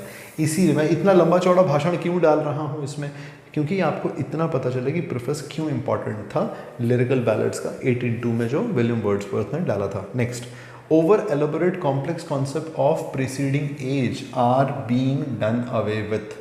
पहले के जो ओवर कॉम्प्लिकेटेड कॉन्सेप्ट्स थे उन चीज़ों को दूर करने की कोशिश की जा रही थी। Next, Wordsworth and Coleridge produce lyrical ballads, a collection of 23 poems, total 23। पहला वाला जो था कब आया था? 1798 में जो आया था। 1798 में जो आया था पहला वाला, उसमें 23 पोएम्स का टोटल कलेक्शन था, जिसमें से कोलरिज ने 4 पोएम लिखी थी और वर्ड्सवर्थ ने 19 पोएम्स लिखी थी। 3-4 बार बोल चुका हूँ, दोबारा आपके सामने पूरा लिखा हुआ है, एक बार ये देख लीजिए। नेक्स्ट आ जाते हैं, lyrical ballads open with Coleridge rhyme of ancient mariner. बता चुका हूँ आपको एक बार पहले भी, दोबारा रिपीट हो रहा है, राइम ऑफ एंशिएंट मैरिनर, और उसके बाद फिर ends with words for Tintern एबे। हम लोग ऑलरेडी देख चुके हैं ये वाला। ओके, नेक्स्ट आ जाते हैं। अभी हम देखते हैं इंपॉर्टेंट पोएम्स जो लिरिकल बैलेड्स में है, 1798 में जो पब्लिश हुआ था और 1800 में जिसमें इन्होंने प्रेफेस डाला था, उसमें क्या क्या था, मोस्ट इंपॉर्टेंट पोएम्स जो हैं वो जानना ज़रूरी है। नेक्स्ट आ जाते हैं, lyrical ballads with a few other poems 1798 क्या क्या है? Simon Lee, VR7, lines written in early spring, expulsion and reply, the tables turn, the thorn, lines composed a few miles above Tintern Abbey. ये हम ऊपर भी देख चुके हैं, जो हम लोग नोट्स अभी रेफर कर रहे हैं इसमें हम लोग वो भी पहले भी देख चुके हैं, मगर ये पूरा कंबाइंड है कि 1978 में जो लिखा था वो क्या था ना 1800 में था वो क्या था। तो आ सकता है ना, पूछ सकता है ना कि सो इन सो पोएम मतलब कौन से वाले एडिशन में थी। जैसे कि मान लीजिए आपसे पूछा गया कि द टेबल्स टर्न जो है, ठीक है, तो टेबल्स टर्न जो है, तो टेबल्स टर्न की अगर हम बात करें तो ये कौन से वाले एडिशन में थी, लिरिकल बैलेड्स के 1798 वाले एडिशन में थी, ठीक है। अब हम अगर मान लीजिए आपसे बात की जाए slumber did my spirit seal, इसकी अगर बात करें, ये पिक करके अगर कोई आपसे पूछे तो आप सीधा सीधा बोल सकते हैं कि भाई सॉरी, सीधा आप ये कह सकते हैं कि ये आपके lyrical ballads with other poems में है, ये चीज़ कह सकते हैं। ओके, नेक्स्ट आ जाते हैं। Okay, prefers to the lyrical ballads strange fits of passion. इसमें क्या क्या लिरिकल बैलेड्स के हमारे 1800 में क्या क्या है, मेन इंपॉर्टेंट की बात कर रहा हूँ मैं यहाँ पे। इंपॉर्टेंट वाले क्या क्या हैं, एक सेकेंड, इंपॉर्टेंट है prefers to lyrical ballads, prefers था अभी बता चुका हूँ already. Strange fits of passion have I known, ये 16 जो लिखा हुआ है ना, अगर किसी को डाउट हो ये 16 क्या है तो 16 जो लिखा हुआ है इसको इग्नोर करिए, ये इग्नोर करिए, ये 16 ये शायद आपको कंफ्यूज करेगा, ये 16 को इग्नोर करिए। Okay, strange fits of passion have I known, she dwelt among the untrodden base, 3 years she grew, a slumber did my spirit seal, I travelled among unknown men, Lucy Gray, the 2 April mornings, nutting, the ruined cottage, Michael, the kitten at play। ठीक है, kitten क्या होता है, छोटी वाली बिल्ली, kitten, the kitten at play, उस पर भी लिख दिया इन्होंने। ओके, उसके बाद थोड़ा सा रोमांटिक पीरियड के बारे में बात करें। Old romantic poet, new romantic poet भी कुछ था, ये आपको जानना ज़रूरी है कौन कौन था। कोई पूछ सकता है आपसे कि ओल्ड रोमांटिक पोएट में कौन कौन आते हैं, न्यू रोमांटिक पोएट में कौन कौन आते हैं, तो ये चीज़ आप एक बार जान लीजिए। तो romantic period in English literature is clearly divisible into 2 generation of poets, ठीक है। पहला है the first generation belongs to William Wordsworth, S T. Coleridge, Walter Scott. Sir Walter Scott याद है, 1813 में मिले थे, मैंने बोला था 1813 में मिले थे, मैंने बताया था आपको 1813 का, ठीक है। तो सर वॉल्टर स्कॉट से स्कॉटलैंड में वो मिले थे, याद होगा ना। तो इस और मिले थे तो कुछ ना कुछ उन्होंने लिखा होगा, डिस्कशन हुआ होगा, तो उन्होंने भी लिखना शुरू कर दिया होगा, राइट। तो first generation belongs to William Wordsworth, एक सेकेंड, विलियम वर्ड्सवर्थ से बिलोंग करता है, क्या है, विलियम वर्ड्सवर्थ से बिलोंग है एस.टी. कोलरिज और वॉल्टर स्कॉट, ठीक है। ये हमारे हैं ओल्डर पोएट्स के नाम से इनको जाना जाता है। अब न्यू पोएट्स कौन है, यंगर पोएट्स कौन कौन है। यंगर पोएट्स हैं आपके Lord Byron, P B. Shelley and John Keats. तो ये पोएट्स इंपॉर्टेंट है, तो आप ये 6 पोएट्स देख लीजिए, जहाँ जहाँ पे इनके काम होंगे ना, वहाँ से उन सब से रिलेशन में कुछ ना कुछ पूछा जाएगा। तो विलियम वर्ड्सवर्थ से आपको पूछा जा सकता है, एस.टी. कोलरिज हमारे सिलेबस में नहीं है, वॉल्टर स्कॉट नहीं है, जॉन कीट्स, पी.बी. शेली ये हमारे में है, लॉर्ड बायरन मेरे को ठीक से याद नहीं है, पर पी.बी. शेली, जॉन कीट्स हैं हमारे सिलेबस में, ये इस चीज़ को याद रखिए। तो ये पोएट्स, तीनों पोएट्स इंपॉर्टेंट है, इनका पूछा जाएगा। आप इस चीज़ को नोट करिए कि ये यंगर पोएट्स में कौन कौन है, Lord Byron, P B. Shelley, John Keats, और ओल्डर पोएट्स में रोमांटिक एरा में कौन कौन है, William Wordsworth, S T. Coleridge and Walter Scott, ठीक है। नेक्स्ट ये हो गया, अभी आगे चलते हैं हम लोग। कुछ स्टेटमेंट है जो इनकी पोइट्री से लिया गया है, ये स्टेटमेंट याद रखिए, ये स्टेटमेंट पूछा जा सकता है, बहुत बार एग्जामिनेशन में आया हुआ है। तो मैंने क्या किया, पिक करके उनको अलग से लिख दिया, क्योंकि ऑब्वियसली अब पूरी की पूरी पोइट्री पढ़ने नहीं जा रहे हैं, उतनी हिम्मत किसी की नहीं होगी। तो जो रिपीटेड आपसे पोइट्री के कुछ लाइंस पूछे जा रहे हैं, कल हम लोग एमसीक्यू करेंगे, तो हो सकता है उसमें मैं कुछ एडिशनल चीज़ें भी इंक्लूड करूं, मगर आप इन चीज़ों को भी याद रखिए। Okay, some statements are taken from the poetry. अभी आ जाते हैं पोइट्री की lines. Incidents and situations from common life have been chosen by him to be depicted in his poetry. ठीक है, ये वाली line, incidents and situations from common life, ये पहली वाली लाइन याद रख लीजिए। ठीक है, नेक्स्ट आता है the use of language is inspired by the language really used by men, simple and colloquial. किस टाइप का लैंग्वेज उन्होंने यूज़ किया था? उन्होंने यूज़ किया था कोलोक्वियल लैंग्वेज, जो नॉर्मल बोलचाल में यूज़ होता था वो। ठीक है, उसके बाद आ जाते हैं नेक्स्ट वाले पे। The protagonist and matter of the poem come from the humble simpletons of the countryside, not the fancy elites. ये तीनों स्टेटमेंट उनके पोइट्री से नहीं है, ये तीनों स्टेटमेंट उन पे किया गया है, विलियम वर्ड्सवर्थ के ऊपर कहा गया है। Incidents and situations from common life जो है वो उन्होंने पिक किया था, have been chosen by him to be depicted in his poetry. ये कहा जा रहा है इस वाले स्टेटमेंट में कि उन्होंने जो भी इंसिडेंसेस लिए थे अपनी पोइट्री में डालने के लिए, वो उनके इंसिडेंट और सिचुएशन कॉमन लाइफ के सिचुएशन से मिलते जुलते हैं। उसके बाद फिर नेक्स्ट वाला स्टेटमेंट क्या, the use of language is inspired by the language really used by man. मतलब रियली यूज्ड बाय मैन, जो उस टाइम की नॉर्मल बोलचाल थी, उस टाइप का लैंग्वेज उन्होंने अपने पोइट्री में यूज किया। Next, the protagonist and matter of the poem come from the humble simpletons. Humble simpletons मतलब नॉर्मल जो आम जो लोग हैं वो, ऑफ द कंट्री साइड जो गांव के लोग हैं या फिर सिटी से बाहर है वो, not the fancy elites of the city, मतलब fancy elite of the city से बिलोंग नहीं करते हैं, जो नॉर्मल लोग हैं वो उनके पोइट्री में दिखते हैं। ओके, नेक्स्ट आ जाता है, आगे बढ़ते हैं। ओके, उसके बाद थोड़ा सा जूम इन कर लेता हूँ, आप लोगों को दिख रहा होगा। Next, because these people are closer to nature and free of all real defects and social vanity. तो ये पोइट्री से नहीं लिया हुआ है, आई एम सॉरी, ये उनकी पोइट्री को पढ़ के जो फेमस लोगों ने कमेंट किया था, ये कमेंट्स इंपॉर्टेंट है। ओके, तो ये कमेंट याद रखना ज़रूरी है। Because these people are closer to nature and free of all real defects. इसमें क्या बोल रहा है, क्योंकि वो लोग, इनकी पोइट्री में कौन दिखते हैं, क्योंकि वो लोग इन नेचर से काफ़ी क्लोज हैं, उन्हीं लोगों को इंक्लूड किया गया है, और हर एक डिफेक्ट्स हैं, मतलब दिमागी तौर पे और बाकी चीज़ों में उससे काफ़ी दूर है ये। ठीक है, उनका कोई लेना देना नहीं है उल्टी सीधी चीज़ों में, जैसे सिटी लाइफ में होता है वैसा कुछ नहीं है। गांव की लाइफ है, सिंपल लाइफ है, अपना खाना, अपना पीना, अपना सोना और नेचर को एंजॉय करना, simple. Next, poetry is a spontaneous overflow of powerful feelings. ये विलियम वर्ड्सवर्थ का कहना था। क्या कहना था? Poetry is a spontaneous overflow of powerful feelings.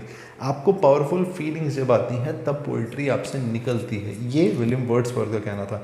कुछ कॉन्फ्लिक्ट भी हुआ था, किसी ने इस बात को डिनाई भी किया था, बट डजंट मैटर, ये विलियम वर्ड्सवर्थ के अपने थॉट्स थे। ओके, नेक्स्ट आ जाता है, good poetry should produce excitement. ये विलियम वर्ड्सवर्थ का कहना था। क्या कहना था?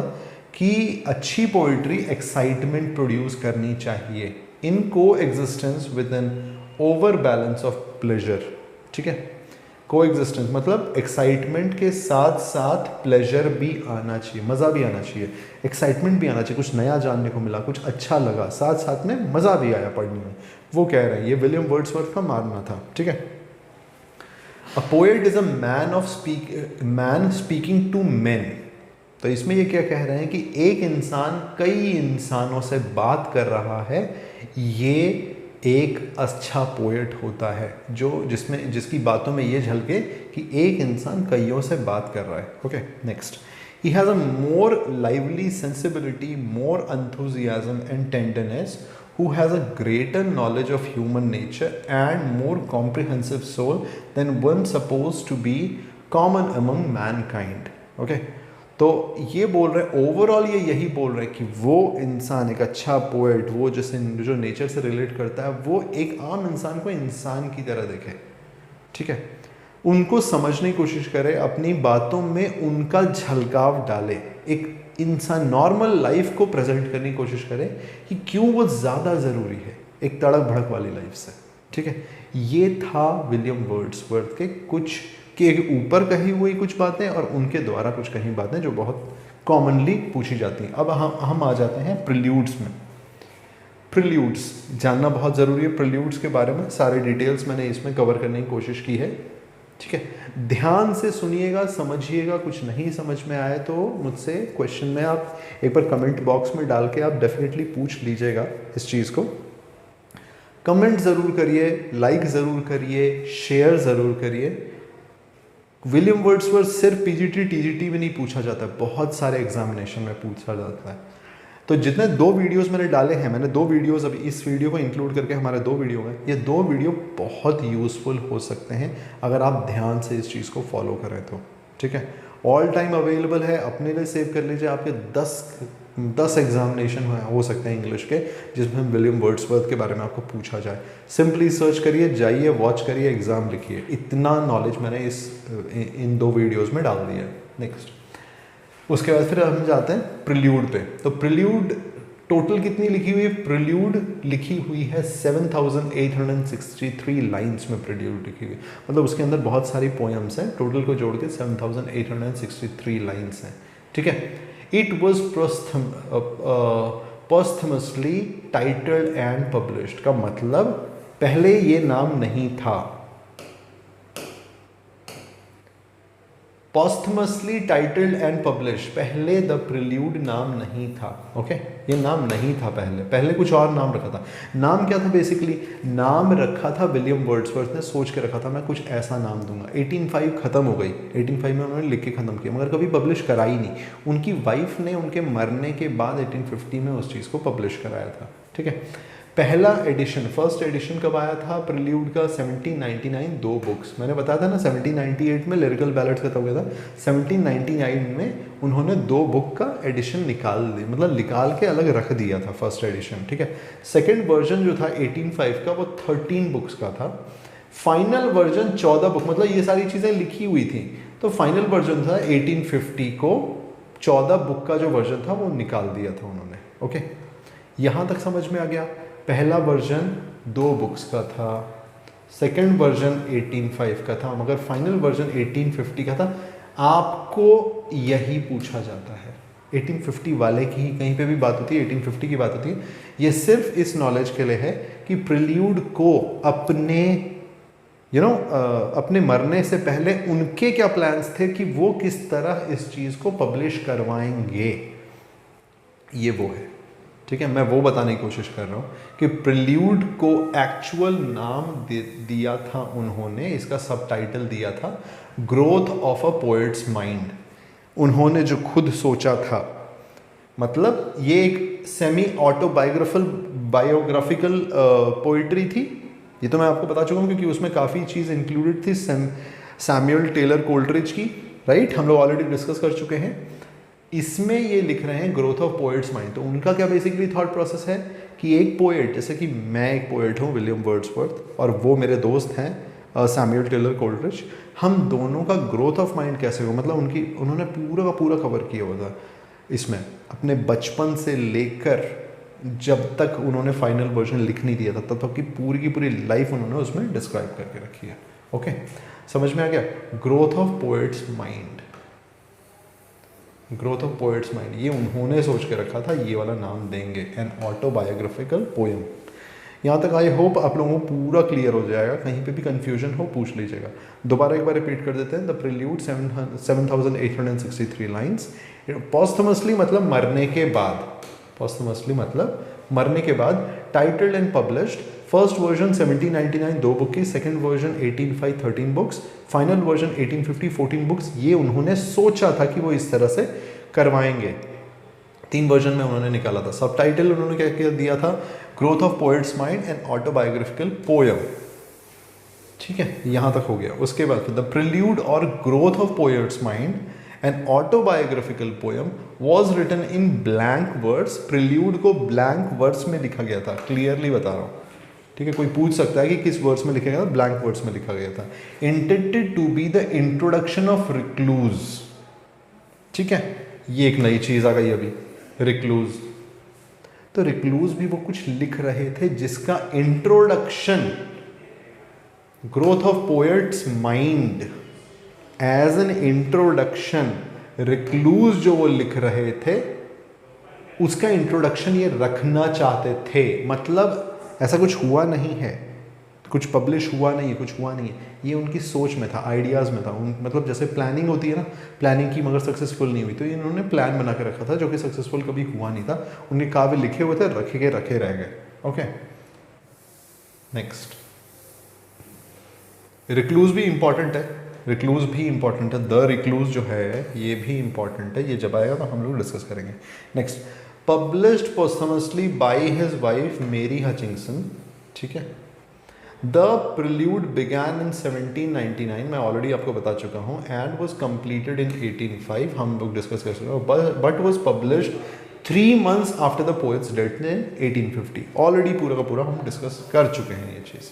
ठीक है, आगे बढ़ता है। ठीक है, आगे बढ़ते हैं हम लोग। ओके, नाउ अब आ जाते हैं हम रिक्लूज में। ठीक है, रिक्लूज में आ जाते हैं। अभी हमने रिक्लूज डिस्कस किया था, रिक्लूज में आ जाते हैं। इसमें एक और चीज़ है एक्सकर्जन, इसमें एक और चीज़ है। अब ध्यान से सुनिए इस चीज़ को, हमारा प्रिल्यूड खत्म हो गया है। प्रिल्यूड 1850 के बाद पब्लिश हुई थी। प्रिल्यूड में 14 पोएम्स थे, ये हम ऑलरेडी डिस्कस कर चुके हैं। अभी उनका प्लानिंग किस तरह था, क्या सोच में थी, ये सारी की सारी चीज़ आप देख लो एक बार। Wordsworth published the excursion with 9 books. देख रहे हो आप, उनकी प्लानिंग में था कि रिक्लूज के इंट्रोडक्शन में प्रिल्यूड को डालेंगे, राइट। मैं ऑलरेडी बता चुका हूं आपको, उनकी प्लानिंग में था कि प्रिल्यूड को वो इंट्रोडक्शन की तरह डालेंगे रिक्लूज में, पर ऐसा हो नहीं पाया। उन्होंने एक्सकर्जन, मतलब जो रिक्लूज का पार्ट था उनके दिमाग में जो था एक्सकर्जन, उसको 9 बुक्स को उन्होंने 1814 में पब्लिश कराया। कोई कंफ्यूजन नहीं होना चाहिए इसमें। प्रिल्यूड 1850 में ही आई थी, उसमें उन्होंने कुछ सोचा था जो कि हो नहीं पाया। रिक्लूज में उन्होंने ये सोचा था कि वो प्रिल्यूड को, उसका रिक्लूज का इंट्रोडक्शन बनाएंगे, जो कि वो नहीं कर पाए। तो उन्होंने जो फर्स्ट इंट्रोडक्शन प्रिल्यूड को रखा था, first part the home of Grasmere unfinished थी, वो नहीं कंप्लीट कर पाए थे। पार्ट 3 थी जिसका उन्होंने कोई टाइटल नहीं दिया था, जो कि अगेन अनफिनिश्ड था, वो नहीं कर पाए।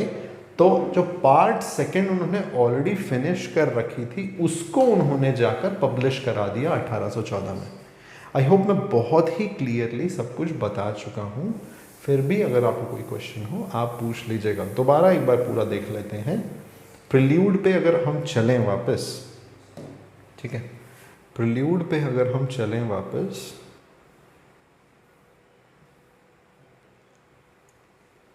प्रिल्यूड 3 सेक्शन में आनी थी ऐसा सोचा गया था, जिसमें फर्स्ट वर्जन 1799 में 2 बुक्स, सेकंड वर्जन 1805 में 13 बुक, फाइनल वर्जन 1815 में 40 बुक।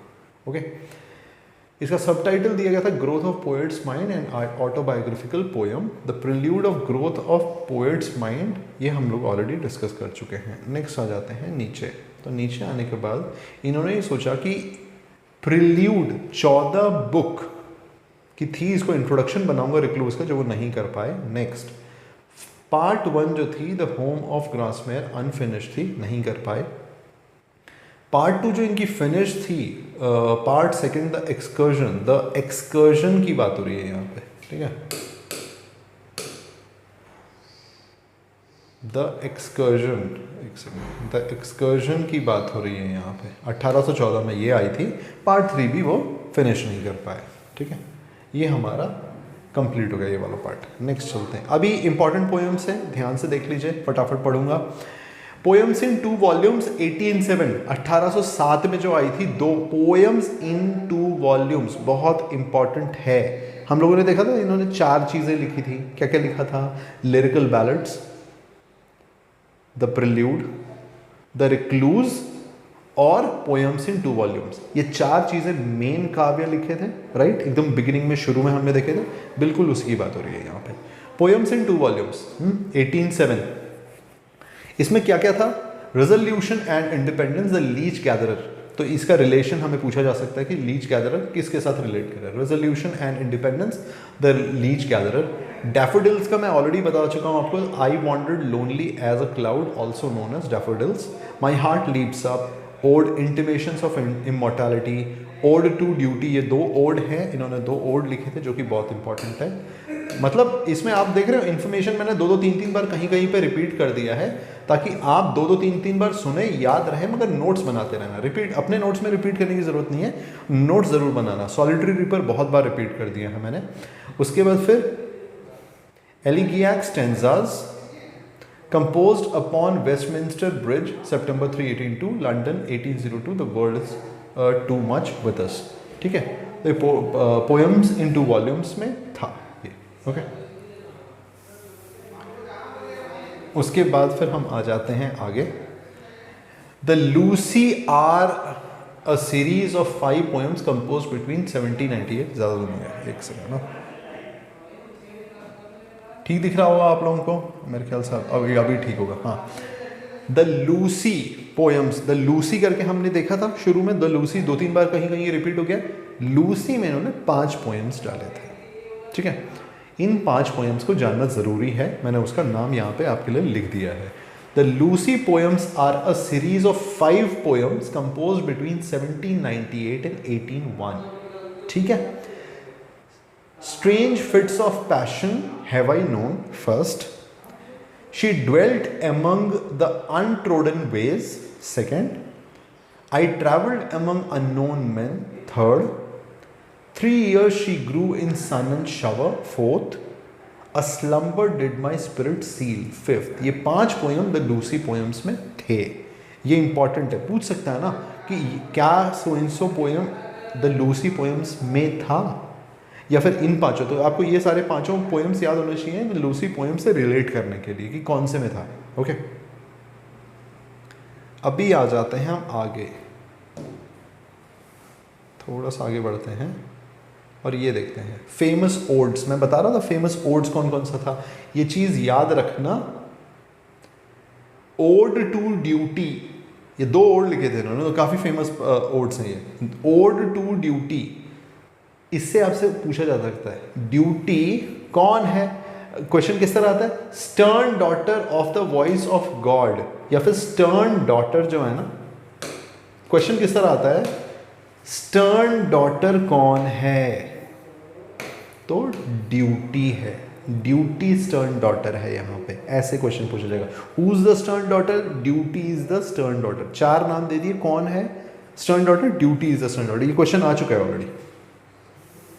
ठीक है, ode to duty stern daughter of the voice of God, ये पहला ओड है। दूसरा ओड कौन सा, ode to intimation of immortality, recollections of early childhood. मतलब अभी कोई पूछे आपसे रिकलेक्शंस ऑफ अर्ली चाइल्डहुड, उन्होंने कौन से ओड में मेंशन किया था, तो ode to intimation of immortality में उन्होंने डाला था। ठीक है, इंटिमेशन ऑफ इमॉर्टैलिटी। ठीक है, अब सोनेट्स एक बार देख लेते हैं, इन्होंने सोनेट कौन कौन से लिखे थे, इंपॉर्टेंट सोनेट कौन कौन से थे। ओके, आगे बढ़ते हैं। ठीक है, ऐसे क्यों, अच्छा सॉरी,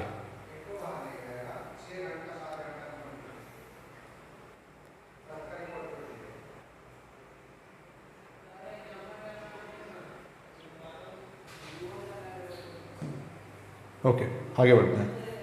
सोनेट, पहला सोनेट एक्लीसियास्टिकल, एक्लीसियास्टिकल, एक्लीसियास्टिकल। ठीक है, ecclesiastical sketches, a series in 3 parts.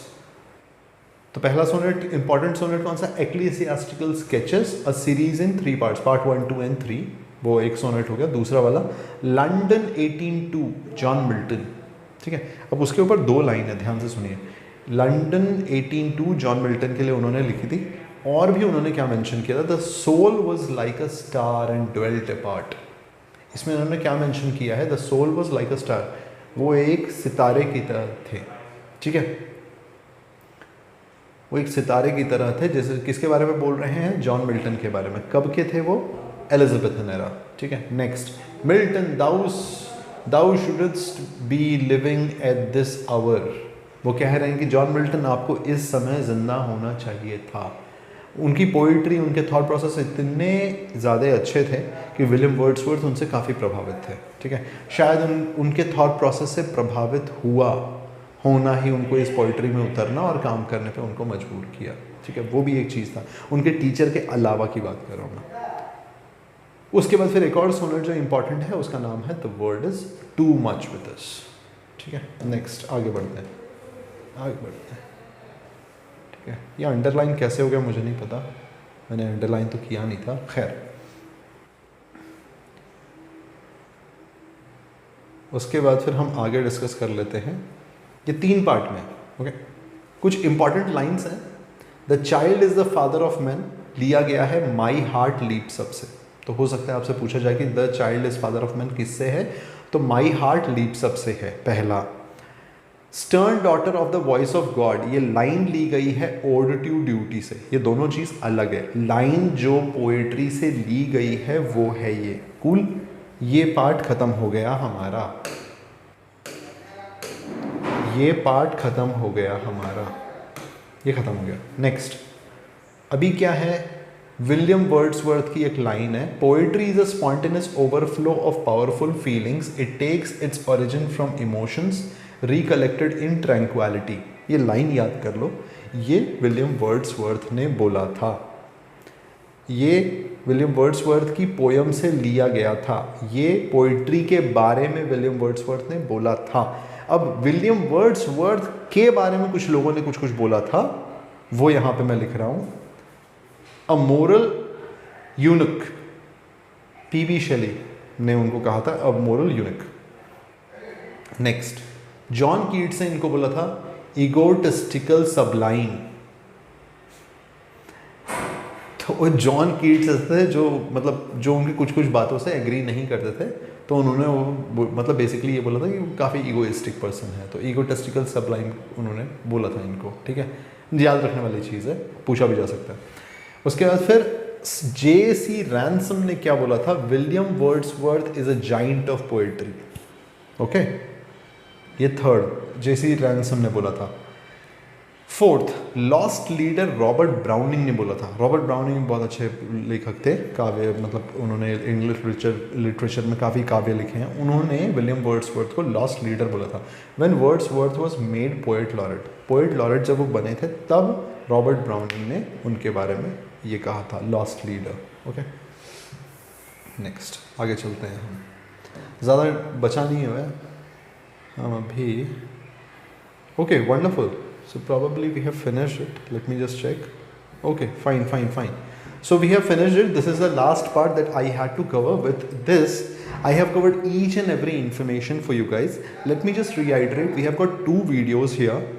The very first video we have already done and uploaded on YouTube. This is the second video that we are doing it right now. So what I would ask you to is to go through both the videos, the first video and the second video. Okay, just go through both the videos, and after that what I'm going to do is I am going to conduct a multiple choice question, which would be a live session for tomorrow.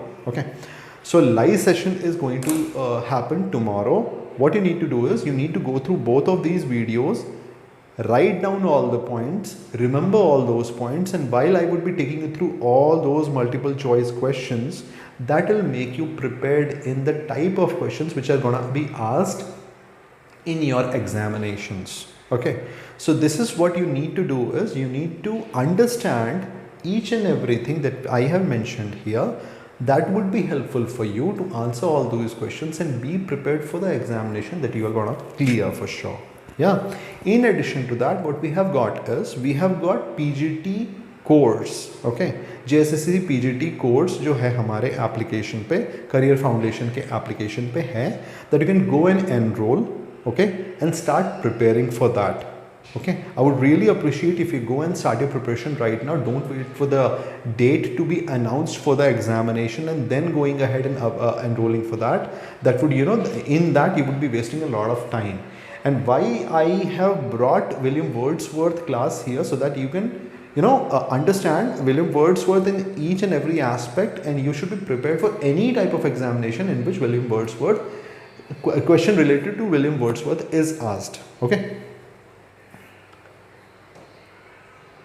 I think pretty much everything is covered. मेरे ख्याल से मैं सारी की सारी चीज़ें cover कर चुका हूँ। इसके अलावा कल के MCQ के लिए डेफिनेटली प्रिपेयर्ड रहना बहुत इंपॉर्टेंट है।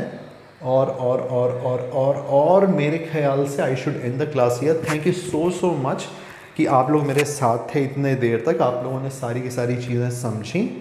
आप मेरे लिए कमेंट्स डाल सकते हैं, इस पर्टिकुलर वीडियो को शेयर कर सकते हैं, लाइक कर सकते हैं, सब्सक्राइब कर सकते हैं। मैं स्पोकन इंग्लिश के लिए ऑनलाइन और ऑफलाइन क्लासेस लाने का प्लान कर रहा हूँ, ठीक है। आप लोग जब इस वीडियो को देखें तो ज़रूर मुझे बताएं क्या मुझे ऐसा करना चाहिए। अगर आप करेंगे तो मुझे एनकरेजमेंट मिलेगी, मैं आपको हेल्प कर पाऊंगा। और मैंने अपने पास्ट से ये समझा है कि मैं आपको कोई ऐसी चीज़ बोस्ट नहीं करूंगा कि भाई मैं आपको इंग्लिश सिखा दूंगा। अगर मैं गारंटी लूंगा और अगर आप मेरी चीज़ों को समझेंगे, अगर आप उसी तरह से चलेंगे जैसे मैंने आपको बताया है, you would be able to speak in the very same way I am able to speak right now in front of you. That's for sure. Thank you so much. Thank you. Very good evening.